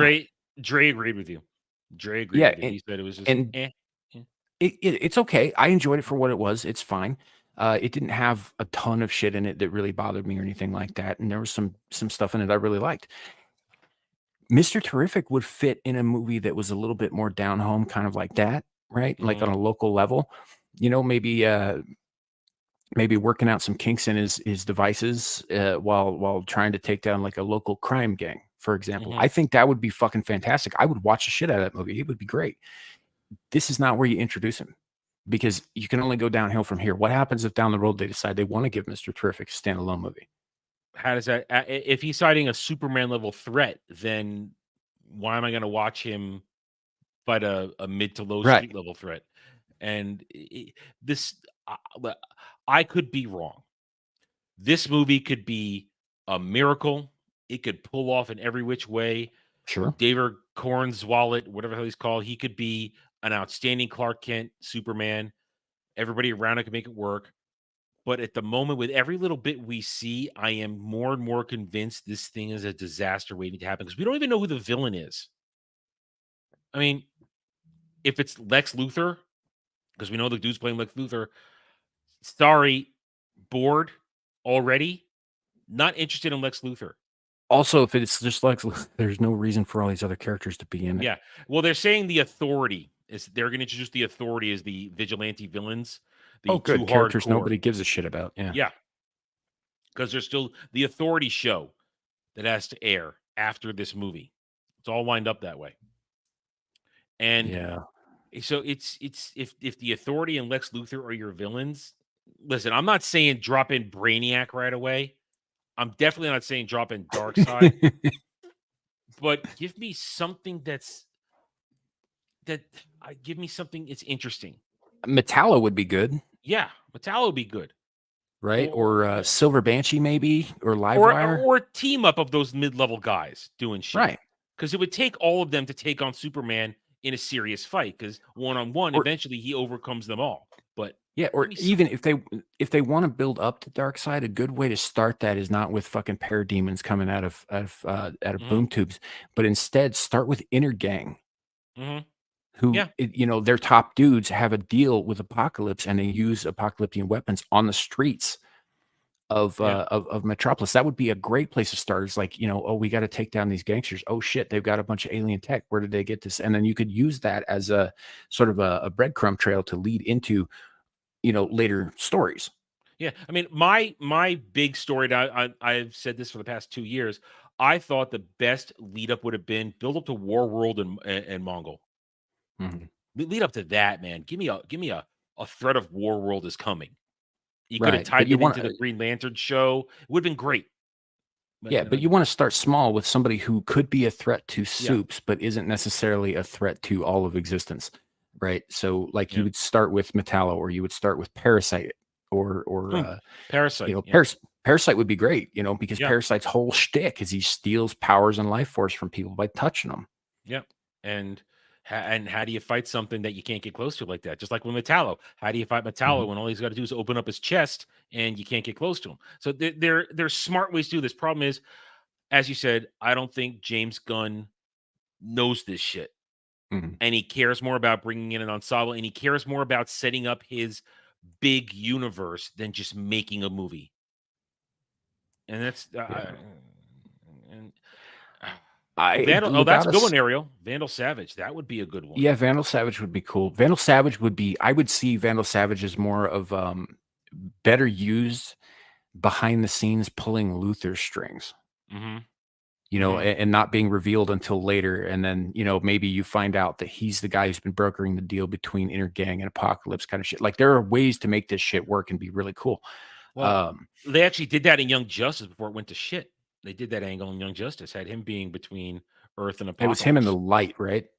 He was they were the Light pretending to be the Injustice League or whatever they want to call it, the Legion of Doom. But the Light, the aliens they made the deal with, I don't think that was Apocalypse. It was the ones who made the Scarabs.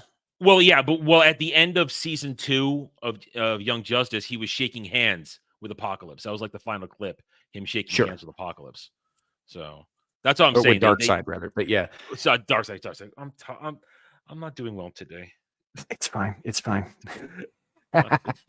What Legatus is saying here about Batman has too many great villains in his rogues gallery. He does not need a team up of non-Bat family. I kind of agree with that. I think, first of all, the Bat family thing's got to go. I think that I didn't like that shit in the comic book. Outside of Robin, there's no necessary involvement for a lot of these other people. I mean, there's a reason that Dick Grayson changed his name to Nightwing and moved to Bloodhaven. You know, because there was too much going on there. Now you got Huntress, you've got what the fuck happened with Cassandra, who was the mute Batgirl for a while? I don't Is know. She still Batgirl, or did she do something else? I have no idea. Fucking Barbara Gordon is Oracle now because the joke paralyzed her. But they put the chip back in her, so now she walks again. They put a chip in her spine, last I heard. Right, but there's somebody else wearing her name at the moment. But you know, you've got Stephanie Brown, the spoiler, who's the daughter of Catman. You know, you got all of these extra characters. You don't really need a Robin except as a counterpoint to Batman's darkness.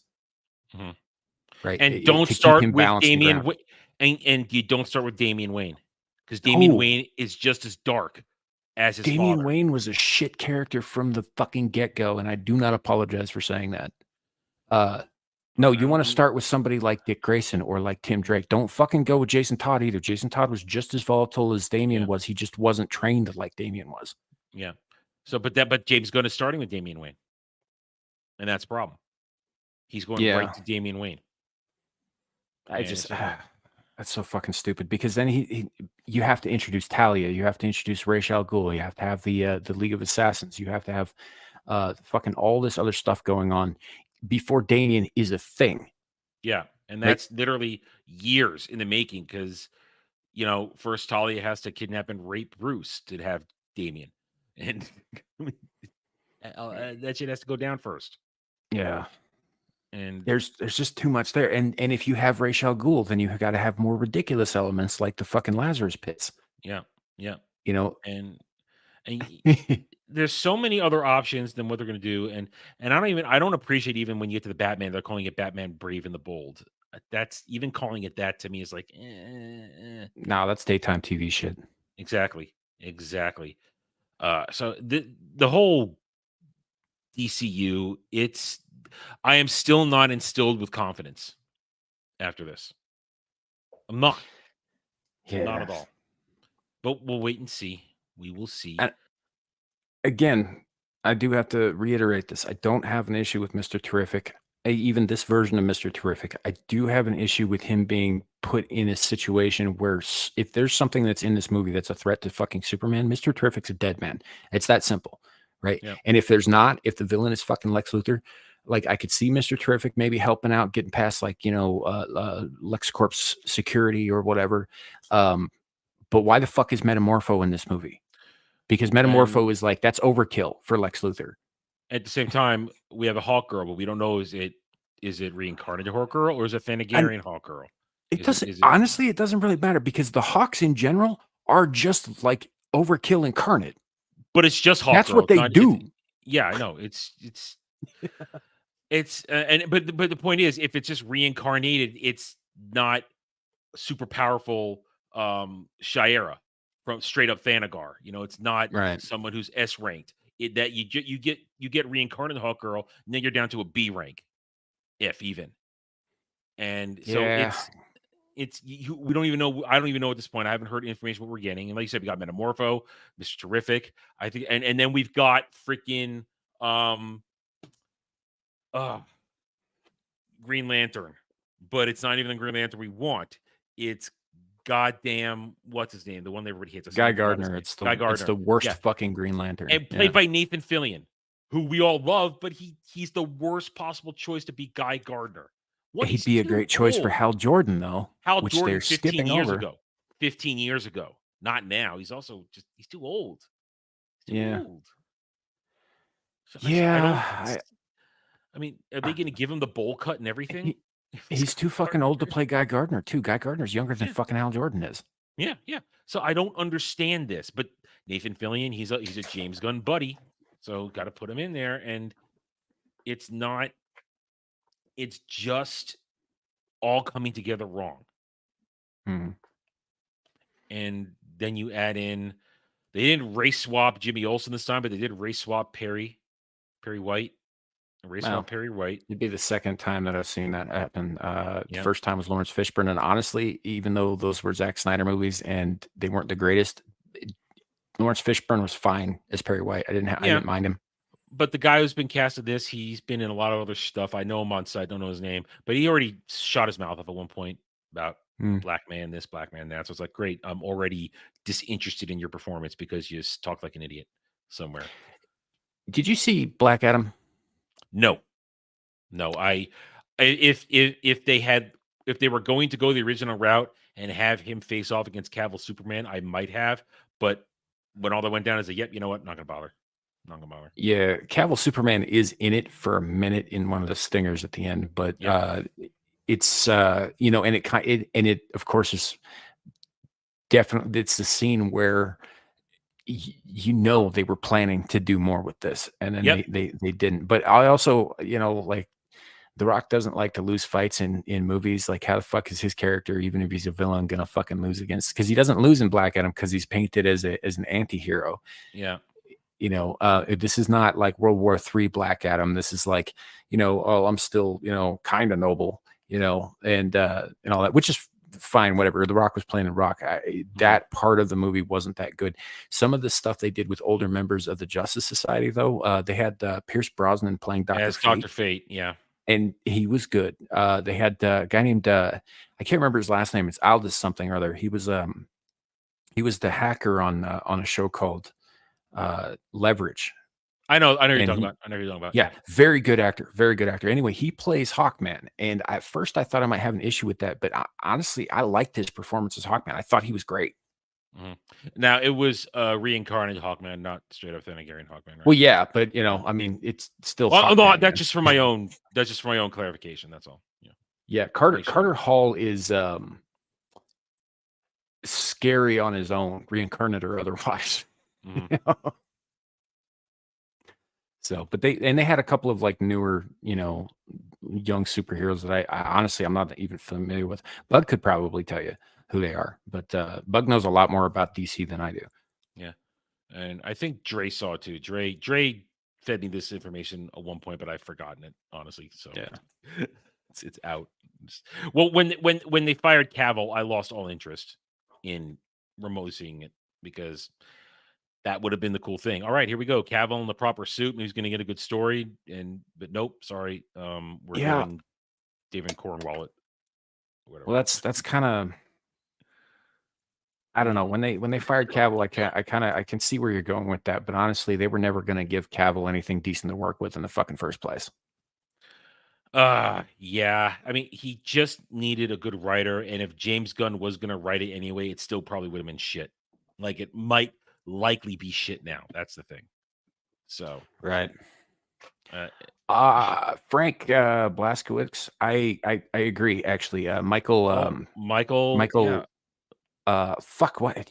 I watched his. It's I've been watching this Stargate. guy for decades. Yes, It's Stargate. Yeah. Daniel Jackson. Anyway, he was great as Hawkman. yeah. I'll absolutely give you that. In Smallville, he was fantastic. Yeah. And I suddenly can't remember saying either. Dude, it's like midnight. My ability for names is gone for the day. Yeah. Yeah, I can't remember it either. We're terrible. This is bad right now. This is not good. And we haven't even started to melt our brains yet tonight. The brain melting will commence soon. God, now I'm struggling. And I'm resisting getting up, and I'd have to take apart the whole thing to get to the thing right there. And oh shit. He's got us now. He's gonna come in, he's gonna say it. Yeah, I beat him the other day on a name, but now I'm not gonna beat him because my brain's just not working. Not working. Not working at all. Anyway, Michael Shanks. Shanks. Oh, you beat him. Excellent. You beat him. Good job. Yeah, Michael Shanks. Yeah, Michael Shanks. Carter Hall was good in Smallville. I agree. Even though he was only in the suit for like a minute. Yeah, but he fucking rocked shit it. while he was in it. Yeah. Well, Michael Shanks is also a good character actor. He's an oh yeah, he's excellent. Actor. Yeah. For reference out there, for those of you who haven't watched Stargate, in particular, watch an episode called Lifeboat. That episode showcases Michael Shanks' fucking very best. His range, dude. He just chews scenery, jumping back and forth, just literally changing personality at the drop. Beautiful. That's an excellent episode. You are correct, sir. All right. You know what's not excellent? The Acolyte has not been excellent. Have you suffered any of it at this point? No. Why the fuck would I? Well, you don't have to, but you will suffer this. I did unfortunately see that scene, the power of one, the power of two, and the power of like many. Power of many fingering.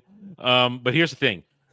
A weird thing has happened in the past week since episode 4, where I know you know what happened, the whole Wikipedia thing, right? You know, it went down with Ki-Adi-Mundi being out of place in time and changing it. And a big fight erupted between real Star Wars fans and the stands. And a lot of them are forced, and the stands are claiming bullying. They're claiming death threats. They're doing the usual shit without any receipts. And towards the end of last week, they started this really weird thing. I documented it on Roundtable yesterday, where they're going, "Hi, Star Wars Twitter.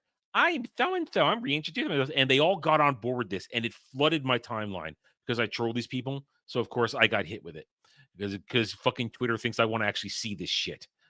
And it culminated in something really fucked up and weird today, where they've got a new hashtag. There are more of us. These weirdos think there are more of them than normies and actual Star Wars fans. Can you believe this? They believe their own shit. Oh, yeah. So they started this hashtag, and randomly this afternoon, when I was collecting material for tonight, I came across this. There's a video, Samuel. The stands got together, or let me just say, likely at the directive of Lucasfilm, the biggest reaction stands, the ones that go like this, the ones that Grizzy makes fun of in his videos, going, those people, they got together and made a video, and we're gonna watch it. It's great. I watched 10 seconds and I realized, oh, I am not suffering this by myself. Now, originally, as I said, I thought Devil was going to be here too tonight, so it was supposed to be spread over all of us. But actually, let's read the things first. Let me go back and read this here. Star Wars is for everyone. As proven last week when Star Wars welcomed Twitter. When things get tough for Star Wars fans, we pull together and show the world there are more of us. If you say so. Yeah, so many that nobody buys the High Republic. It sells in the thousands, not even tens of thousands, in the thousands. I mean, there might be more of them than the rest of us, but they ain't fucking putting their money where their mouth is. If only 4 million people show up to watch the first 2 episodes of The Acolyte, and that's both episodes, let's say then it's 2 million an episode. I don't think that's more than the my entire generation which likes real Star Wars and hates this. So I'm gonna wager there aren't. But let's take a look at this. I apologize in advance. All right, I'm gonna say I'm sorry now. So let's do this. Oh, there's music. I'll read this. It matters what side you choose, even if there will never be more light than darkness, even if there can be no more joy in the galaxy than there is pain. Did you just hit your head on something? I thought real hard about it. Yeah.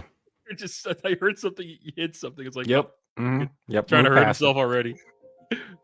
For every action we take, for every word we speak, for every life we touch, it matters. One more. Qui-Gon Jinn in Master and Apprentice, written by Claudia.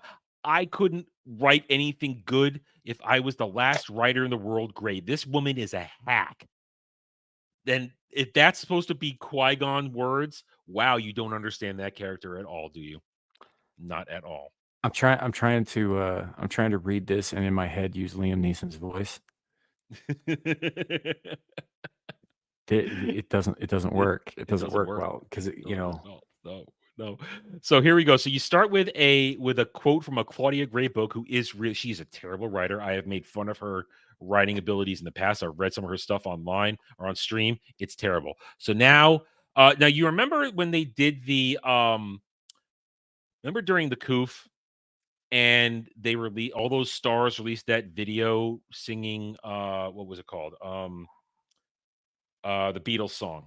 Shit, what was it called? I don't remember.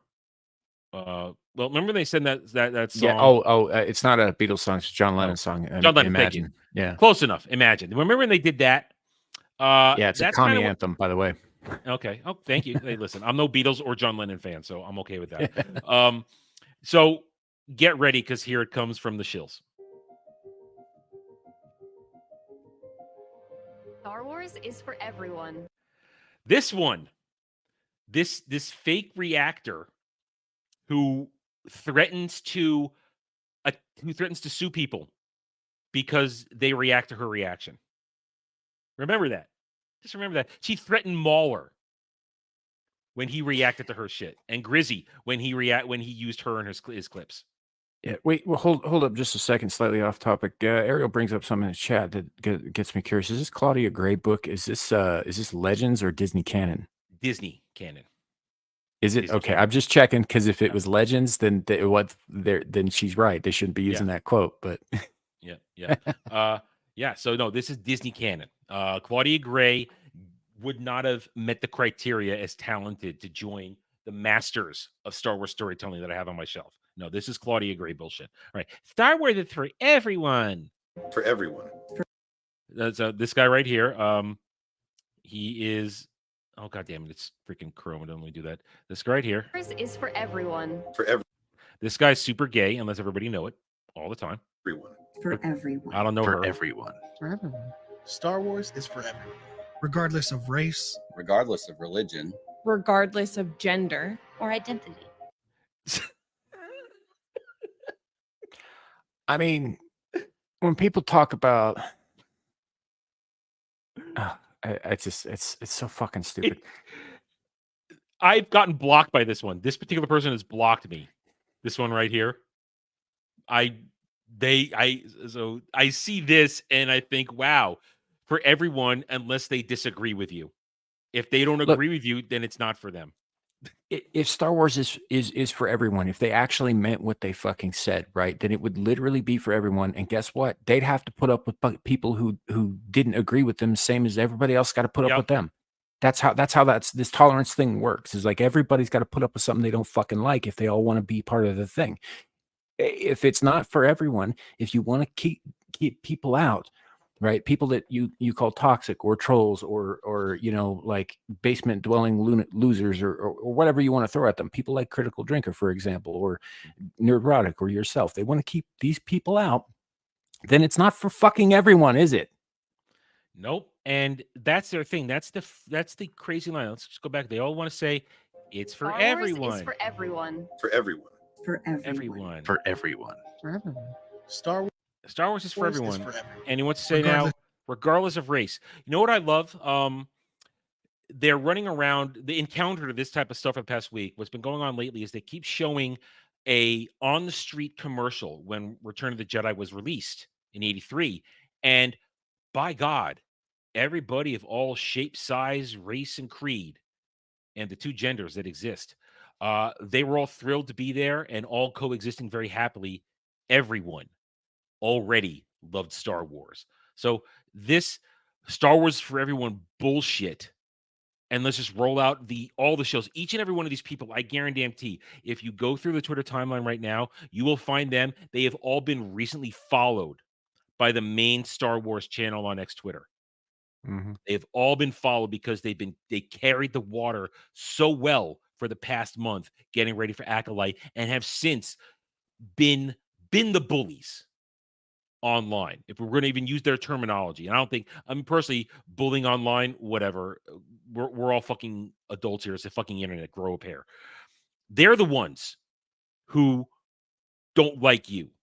They're the ones who, a lot of them who are on here, and I haven't, this is about as far as I got. So the rest of this, I don't know what's going to happen. I'm wondering if certain individuals are going to show up who have willingly and happily gone after Gina Carano, criticize and attack people like Critical Drinker, like Gary Nerdwadek, like Geeks and Gamers, Ryan Kinnell, who probably has more knowledge of actual Star Wars in its fucking pinky than these retards all do. They have willingly gone after all these people. Go ahead. Didn't just this last week, Drinker and Gary got called out specifically by mainstream fucking media. Yeah. Looper, yeah, they went after Gary and Drinker. Yeah. And all these people talk about we want only positive voices, but then they will go after us. Now, do I go after these people all the time? Yeah, I do.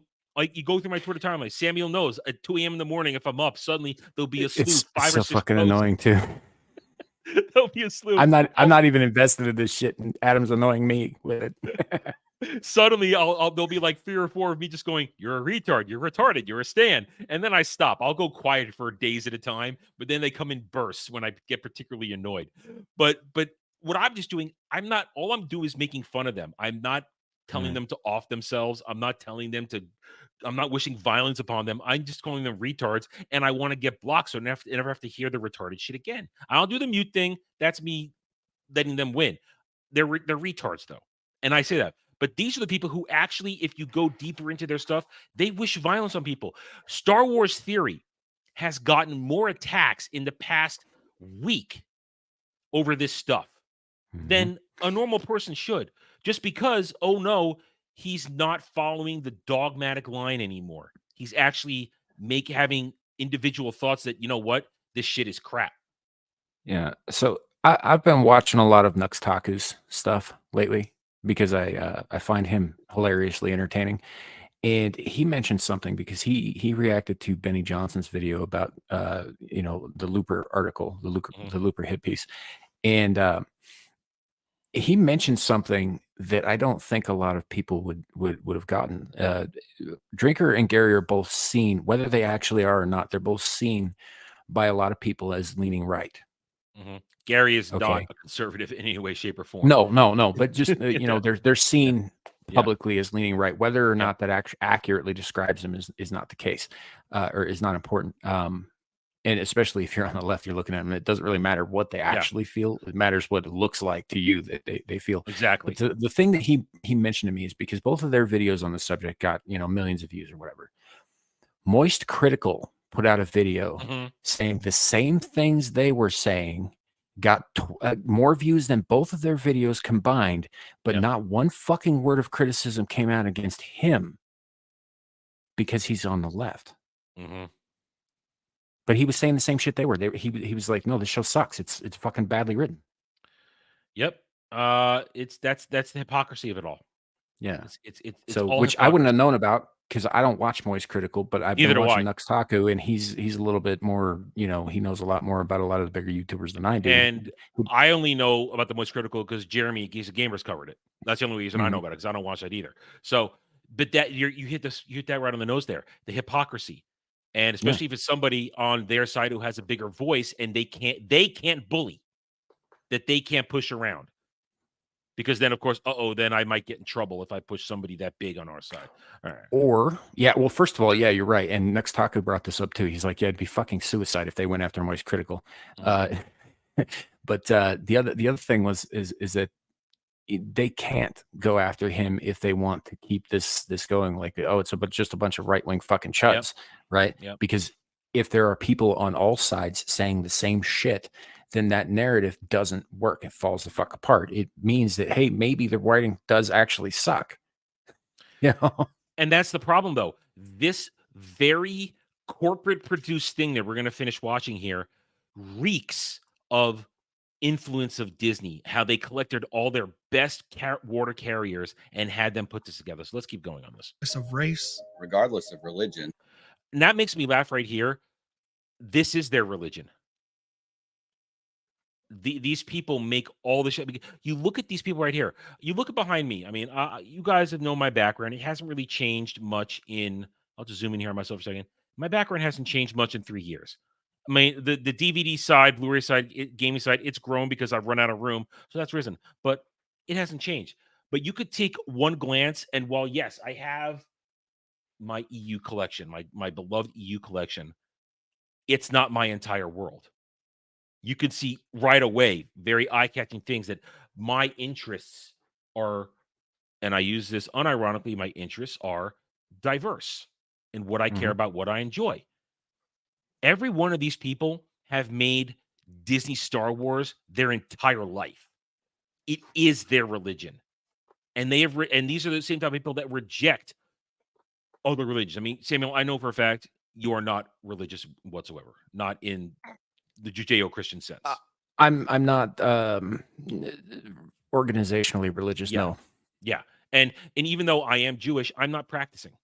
I'm not religious in any real right in my own any way at all. My religion is basically I follow the 10 commandments the best I can. That's how I operate with religion.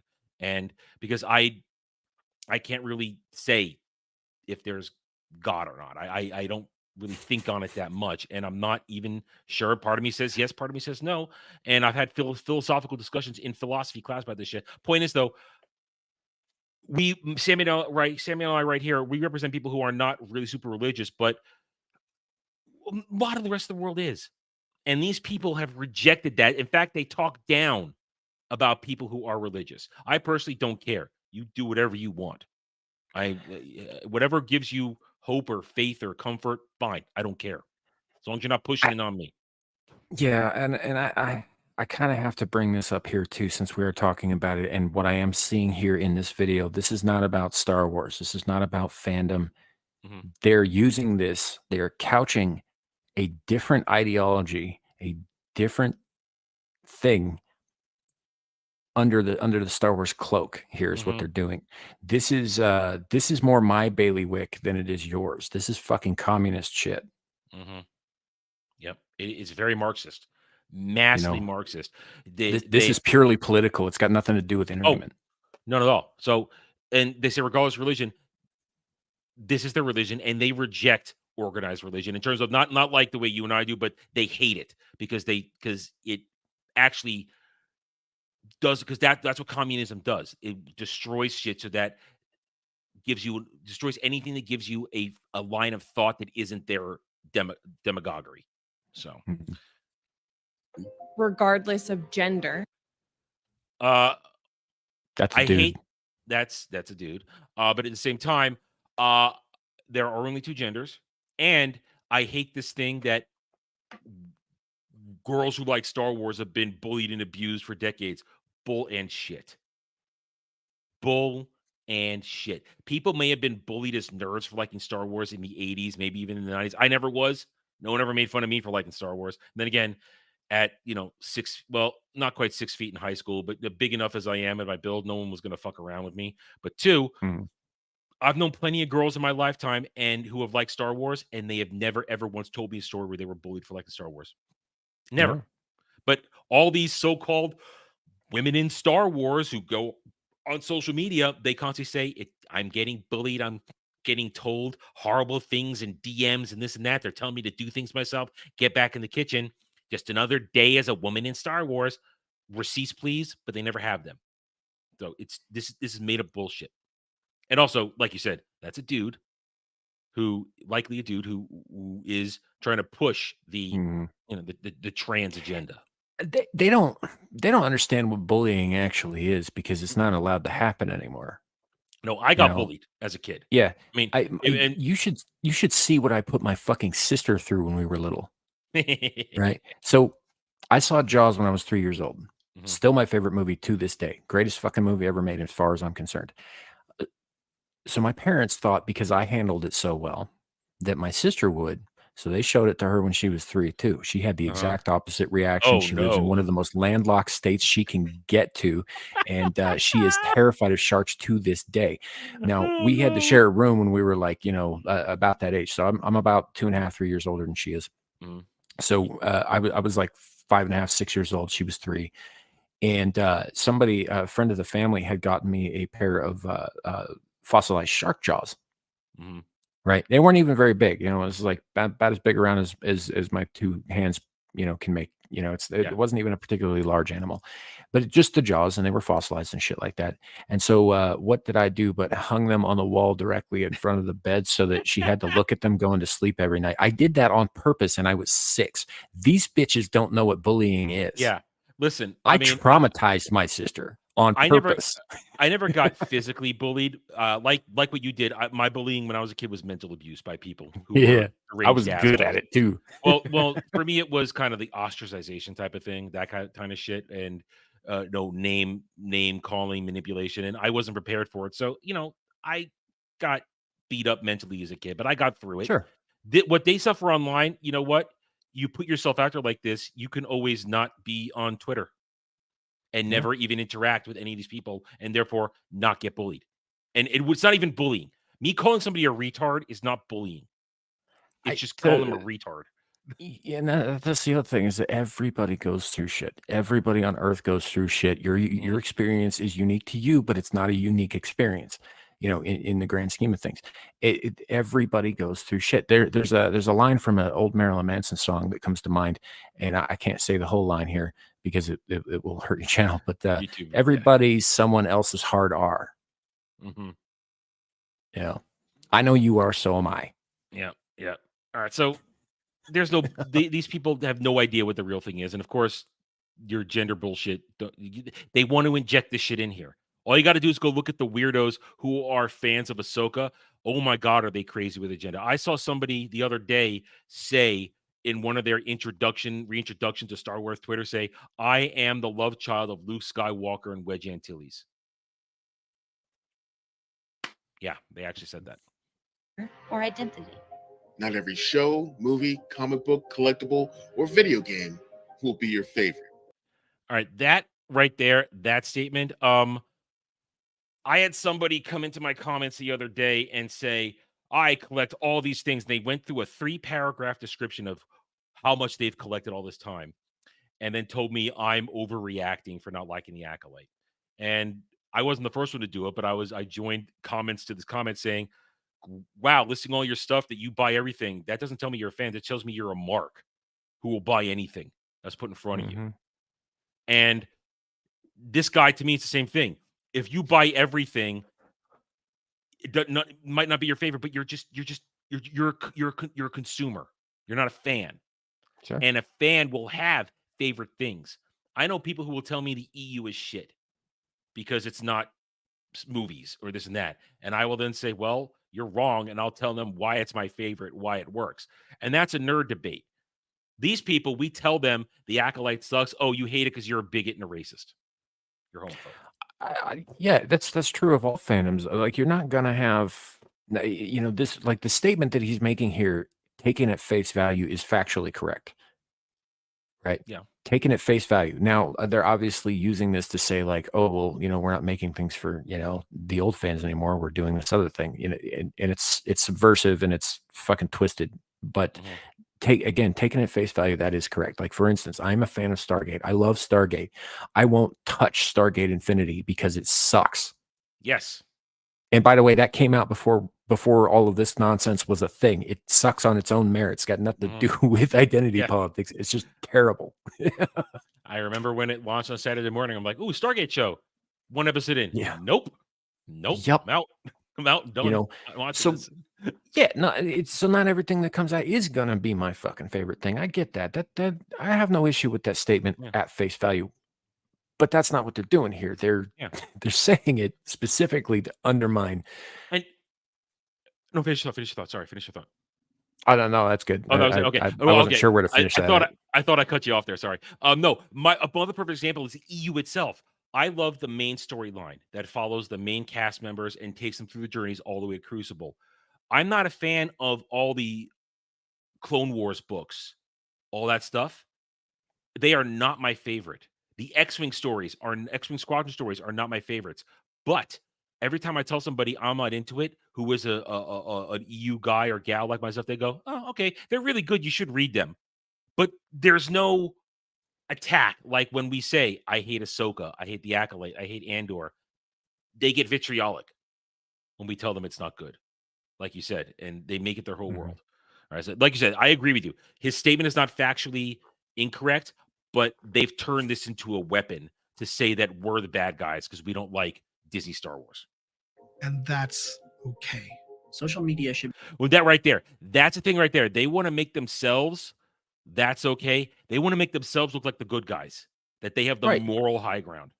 And again, objectively, on face value, what the dude prior to him said, that is okay. It's fine. Yeah. There's no problem there. The problem is that is where it gets to like, oh, we can say anything we like about the stuff you like, but you can't say anything about the stuff that we like, kind of shit. Like like all of the old stuff, that's all problematic, or it's no longer canon, or it's this or it's that or whatever.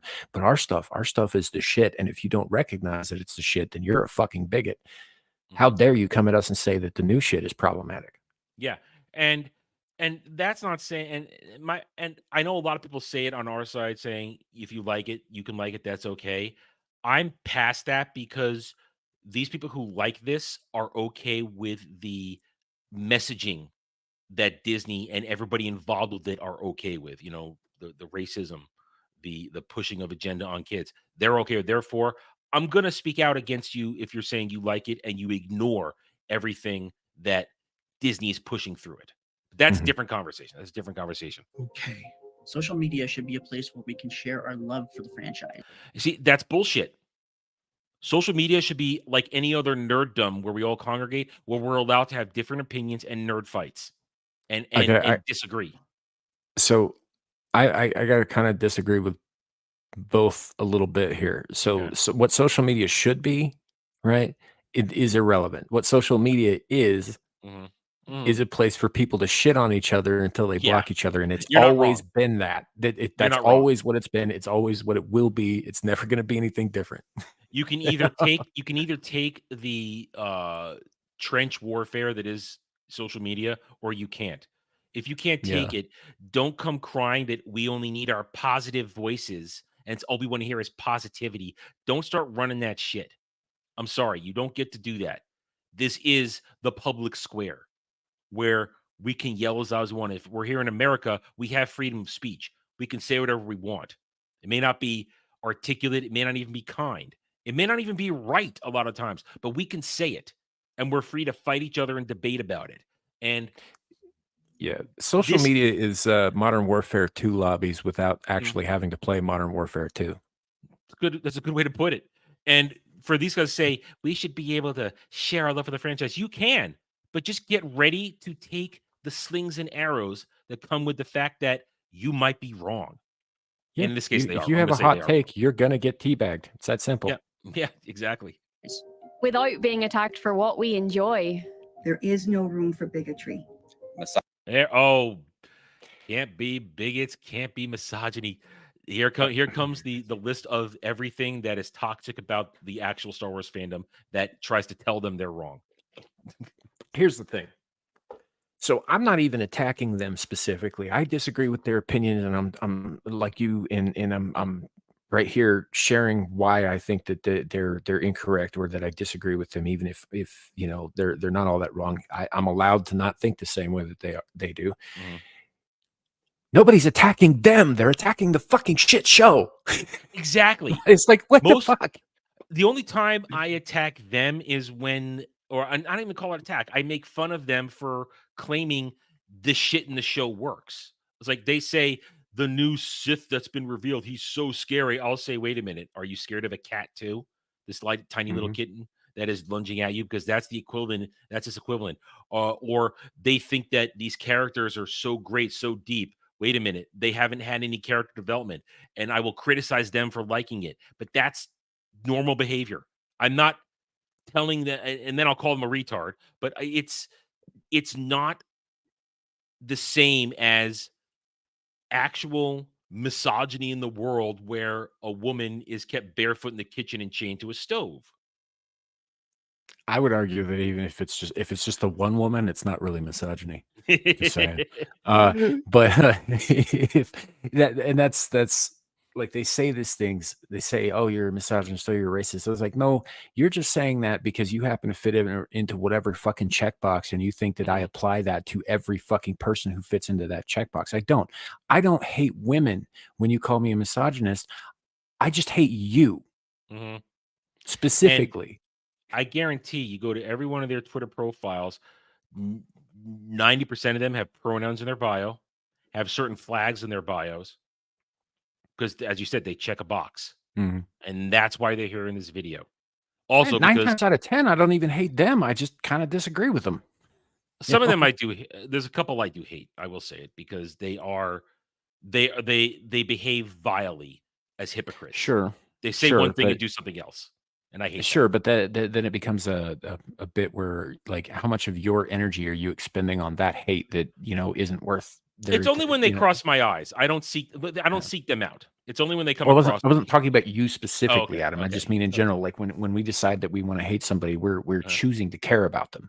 We're choosing to devote a portion of our energy and our thoughts to this person. And most of the time, it's not fucking worth that.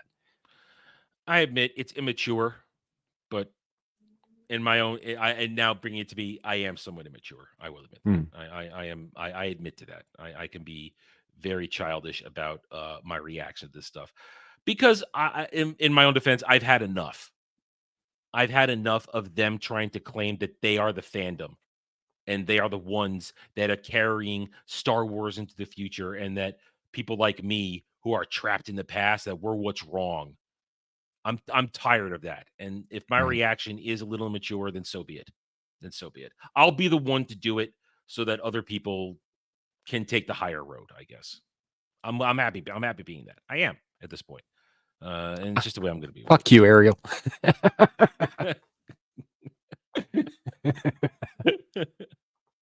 Misogyny or racism in the galaxy far, far away. That's why when you feel alone in your fandom, when someone attacks you for being, this one gets me every time, because she was again, I'm blocked by her, so I can't even see what she says anymore. But she is someone that will push false narratives about everything constantly. The kind of person will say that we bullied Kelly Marie Tran, that we bullied Daisy Ridley, and all that shit, when that never happened. No, it didn't. Never happened. But No, she's one of that the was people that does it. There was some shit going on, but wasn't that mostly fucking journalists and shit pushing that shit? Well, against Ahmed Best and Jake Lloyd, yes. Against no one, we don't bully. No one's ever attacked Daisy Ridley. We attacked Ray Skywalker and Kelly Marie Tran. No one bullied her because she left social media on her own, because her somewhat instantaneous stardom overwhelmed her, and she couldn't handle it. So right, and that's a reasonable reason to leave too. But no one bullied her. But they made up a narrative that we all bullied Kelly Marie Tran off of social media, and that we all constantly hound Daisy Ridley over things. No, we make fun of Rose Tico and Ray Palpatine. That's who we make fun of. We don't make fun of the actors, because those two particular actresses, they never say anything. They're not a Moses Ingram or Amanda Stenberg who shoot their mouths off constantly and write terrible songs where they twerk on camera. Ugh, yeah. I'm not gonna lie, dude. That kind of did it for me for a minute, but I was reviled from the moment I looked at it. No. What the guy said about racism in a galaxy far, far away. I mean, even in the context of Star Wars itself, that is factually inaccurate. Because George himself recently said the only bigotry in Star Wars is against droids. Yeah, okay. So how come the Emperor refused to hire non-humans unless they were going off on some suicide mission? True. But Right. the point is that when it comes to races, there are alien races, and I always bring back there is one Lando Calrissian, the smoothest man on this side of the Kessel Run. I mean, that everybody loves Billy D. Williams. Everybody loves Right. Lando. It's ridiculous. So that's a mark on her. She is a pusher of false narratives. Right. But everybody hates Jawas. I kind of They like used Jawas. them, but I mean, like in universe. Yeah. Yeah, I get your thing. Yeah. Oh, well, you're To be right. fair, they have it coming, but in Ariel, you're right. The Empire was xenophobic. They were pro-human, very pro-human, but according to George, he said that the only real bigotry and racism in Star Wars is directed at droids. Which, if you take into the account of the Clone Wars, after you had armies of droids destroying everything, yeah, you're probably going to be angry at droids. So yeah, but George also has said some things that have contradicted things that he had said previously. George is a him talking contradiction about machine. Yeah, like how the Empire is essentially based on the Third Reich. Yeah. George is a contradiction machine. We still love him. But and that's one of the other things. They always want to try and use George Lucas quotes. They want to say, "Oh my God, you all drove George out of owning Star Wars and that." But they don't actually know George Lucas. A lot of these people have only been Star Wars fans since 2012, so they didn't spend 30 years watching him be a constant contradiction to his own bullshit. So, but it's George. We accept that, we love it, and we move on. We criticize him, and they say we treat him like a god. No, we don't. We criticize him as much as everybody else. Yeah, he said some really dumb shit. Yes, he has. There are more of us. No, there aren't. There are not. If there You'll were, notice these they shows had would be getting tens of millions of views. They don't. You'll notice they had the dude in the dress say, "Remember, there are more of us." There are more of us. There are more of us. There are more of us. There are more of us. There are more of us. There are more of us. There are more of us. There are more of us. I've only seen 10 or 12 of you here. There are more of us. Yeah. There are more of us. There are more of us. Oh, let's choose a thing from Celebration, which was basically the max amount of you. That's the max amount of you that go out there. There are not more of them. Exactly. More of us than what? Here's the thing. I've mentioned it earlier and I'll mention it again. If there were more of them, every single Disney Star Wars show would have millions upon millions of views on Nielsen, on Samba, and this and that. The highest they ever got was Kenobi at 2.4 million for a premiere episode. The High Republic would be selling in the hundreds of thousands, whether it's the comics or the novels. They don't. They sell in less than 10,000 at this point. Merch rots on shelves. There are not more of them. There are more of us, actual fans and normies who have rejected this. Go ahead, Sam. I just don't think it matters if there are or not. Like if you believe that your product is a good fucking product, right? And people are saying it's not, of course. Yeah, you want to be like, well, I disagree, and this is why. We did this over here and all that shit. I don't have problem with people defending the product and all that shit. But that's not what they're doing.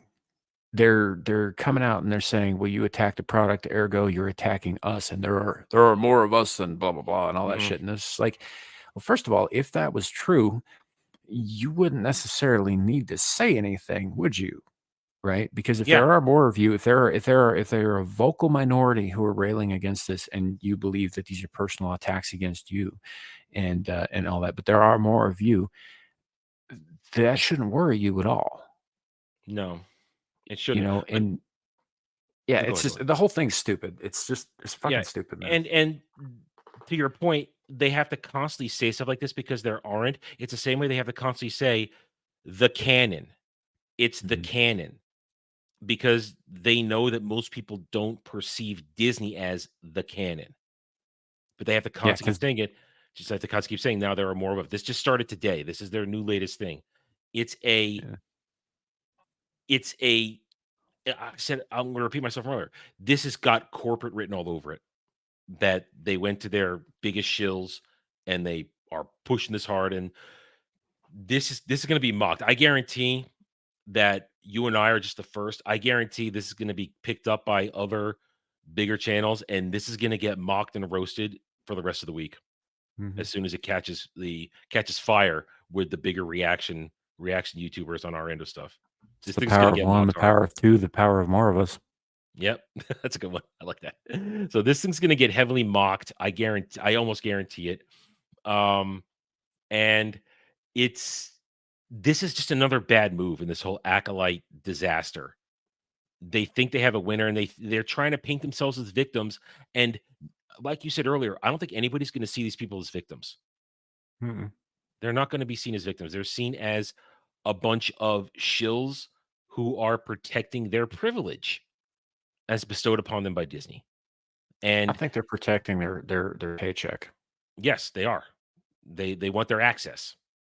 They want all these people right here. I guarantee at least half of them got early access to the first 4 episodes of The Acolyte. I guarantee.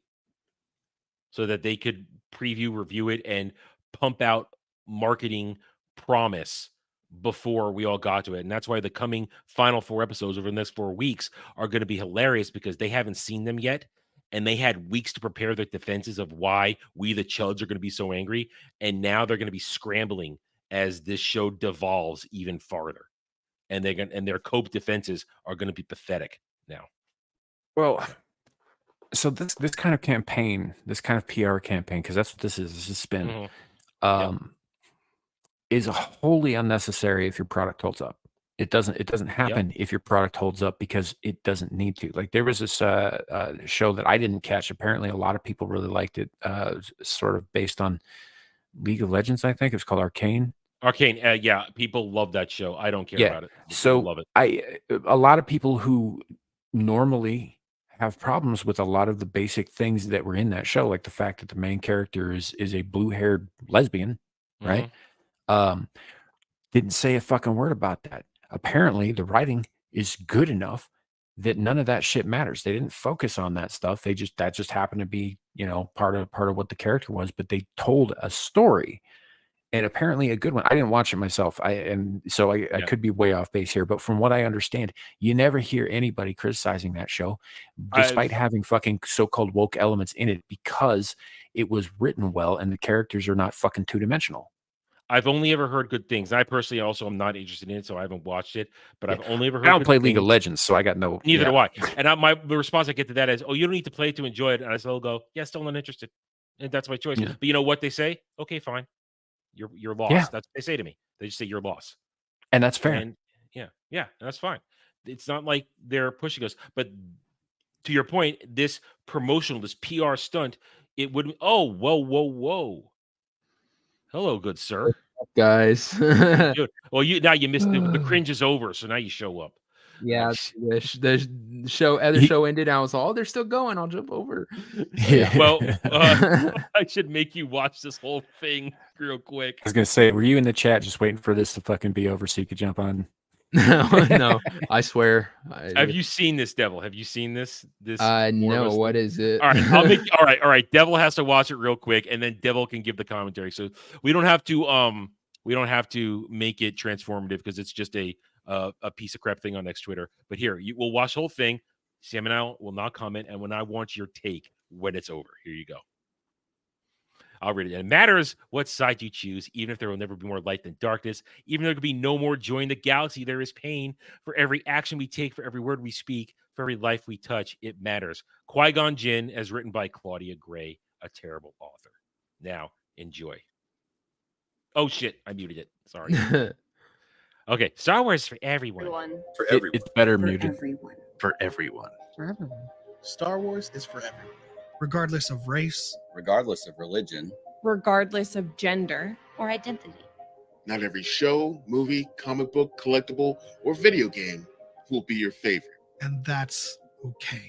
Social media should be a place where we can share our love for the franchise. Without being Wait attacked a minute. for what I we just noticed enjoy. something. I just noticed something. Wait. He's reading. He's reading the lines. They're all reading. I just noticed it with him though. I didn't notice it. Yeah. He's reading the lines. I could see it in his Like eyes. the third guy on there, his eyes are going back and forth. He's clearly reading off a teleprompter or some shit. He's reading it. Okay, we'll get going. Without being attacked for what we enjoy. There is no room for bigotry, misogyny, or racism in the galaxy far, far away. That's why when you feel alone in your fandom, When someone attacks you for being who you are, Remember, there are more of us. There are more of us. There are more of us. there are more of us. There are more of us. there are more of us. There are more of us. There are more of us. There are more of us. There are more of us. There are more of us. There are more of us. there are more of us. All right, Devil. I can see the pain in your eyes. They had to show the same 12 people twice, more, some of them more, to fill that out. I bet I can find a lot more than 12 people right now to come on camera and say, fuck you guys. Like, how the hell can they sit there and say there's more of us 12? Like, really? You're not making your argument here. Yeah, this, so, God, why is everything so cringe? I know this really is top level cringe. And as we were saying, they want you to believe the lie that they're shouting the loudest on social media. Therefore, there are more of them. Yeah. And There's they show up like this. What says that all these people agree with those assholes? Are they holding up signs saying, yeah, the Force is for everybody? No, this could have been taken, years before the Force Awakens even came out. Mm-hmm. Oh, Jesus Christ. I know it really is massively cringe. And I think this is going to backfire massively. Right before you came on, I said, and I want you to see if you agree with this. I think we're the first to react to this tonight because it just dropped this afternoon. Before the week is over, I think a lot of the major players in our sphere, they're going to pick up on this. They're going to have people show it to them, and they're going to react to this. And this thing's going to get roasted severely over the next, rest of the 120 hours. With the Acolyte being out right now, you're going to probably see this on FNT. They're probably going to react to us. I bet tomorrow on Real BBC, I bet someone's going to put this in front of Gary or X-Ray Girl or Az, and it's going to get put in front of either then Gary. They're going to talk about this shit tomorrow. If Mahler probably already knows about this shit. Yeah. So I mean, yeah. And the thing is, it's the funny thing is they sit. This is another time where they sit there and like to act like they're the magnanimous ones. They're the morally relevant one. They have exactly. Yeah. They're all like, it's for everybody. It's for everyone. And then you go, okay, well, I really don't think that this is kind of thing. I'm kind of against that. How about that? No, you can't have that opinion. Sorry. It's for everyone but you who disagrees with, this character or that character or yeah, they feign that they want a fandom united of all Star Wars fans. No, they want the Disney Star Wars fans, and they want us, the old ones, to get the fuck out of here, disappear, go. Devil, Star Wars is not for you no more. Devil, you're a beautiful man because we said those exact same things. We said those exact same things, and you didn't know we said them, and that's your instantaneous reaction seeing that. That's perfect. Thank you. And Devil was on a completely different show, doing something else. Wasn't watching us in the background. He comes in here. He's exactly what we saw.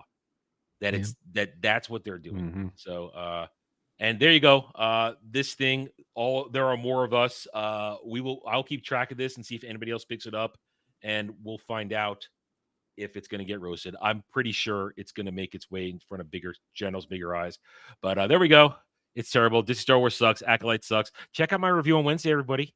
Episode 5, some point in the afternoon. All right, and with that, Devil shows up and we're done.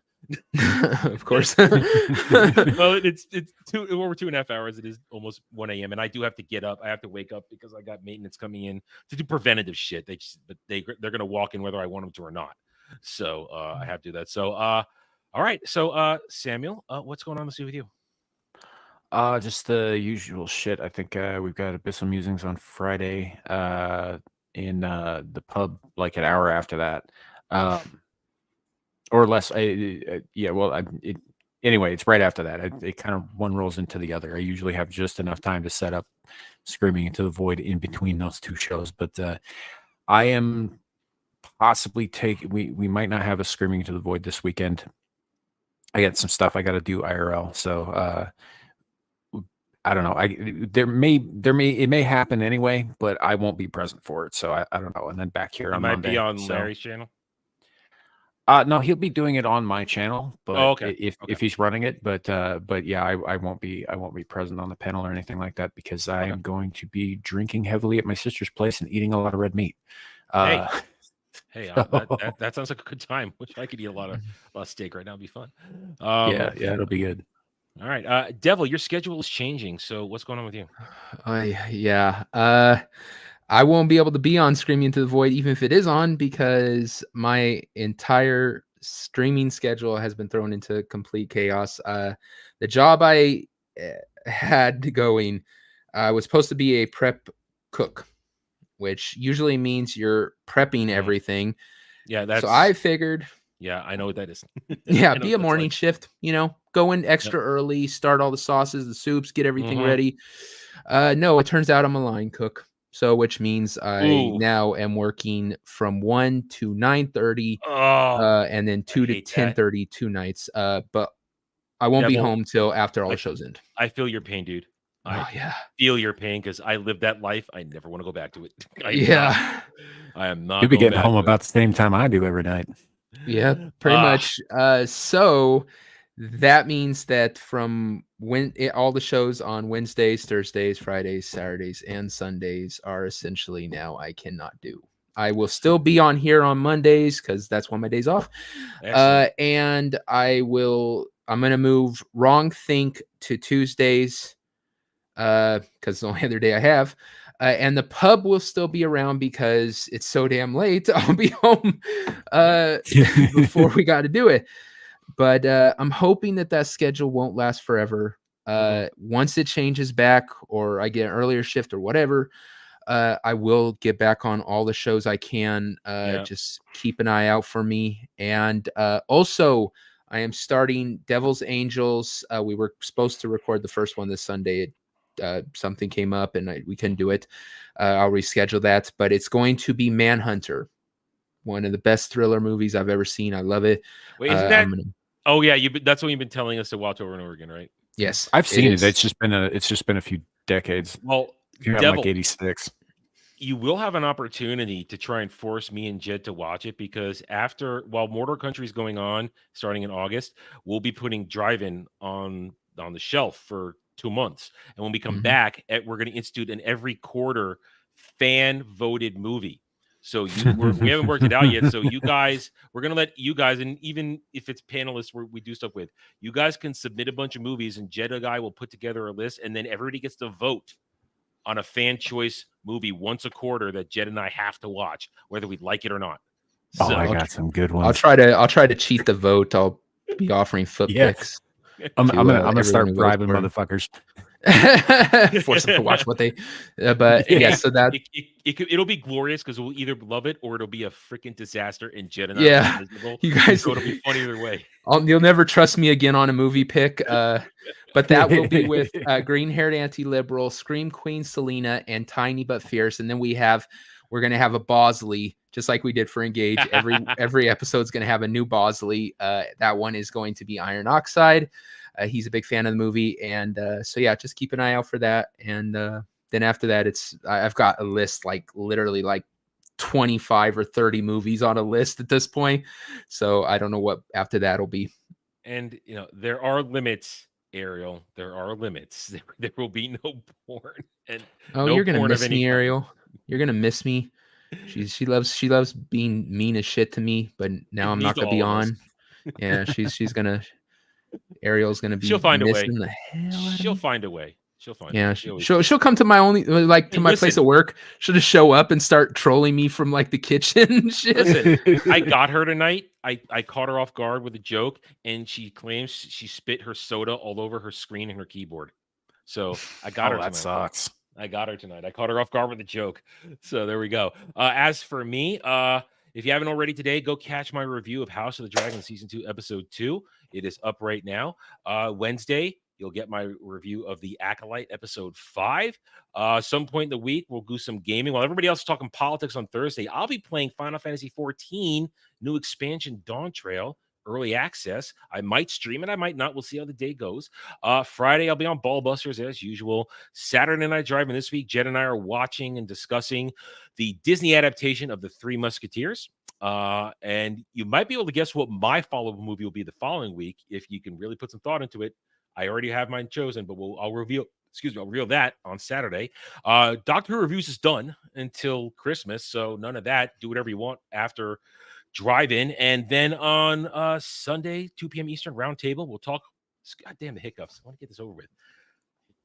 Drive-In, Roundtable, week's events, our own special spin on stuff. We'll see you there. I want to thank Sam for being here. And of course, Devil, happy to have you back, my friend. Happy you're here. And we will see you back next week as well. And thanks to everybody who joined us tonight. Remember to hit that like button, subscribe to the channel. I'll make sure Devil's link is in the description below.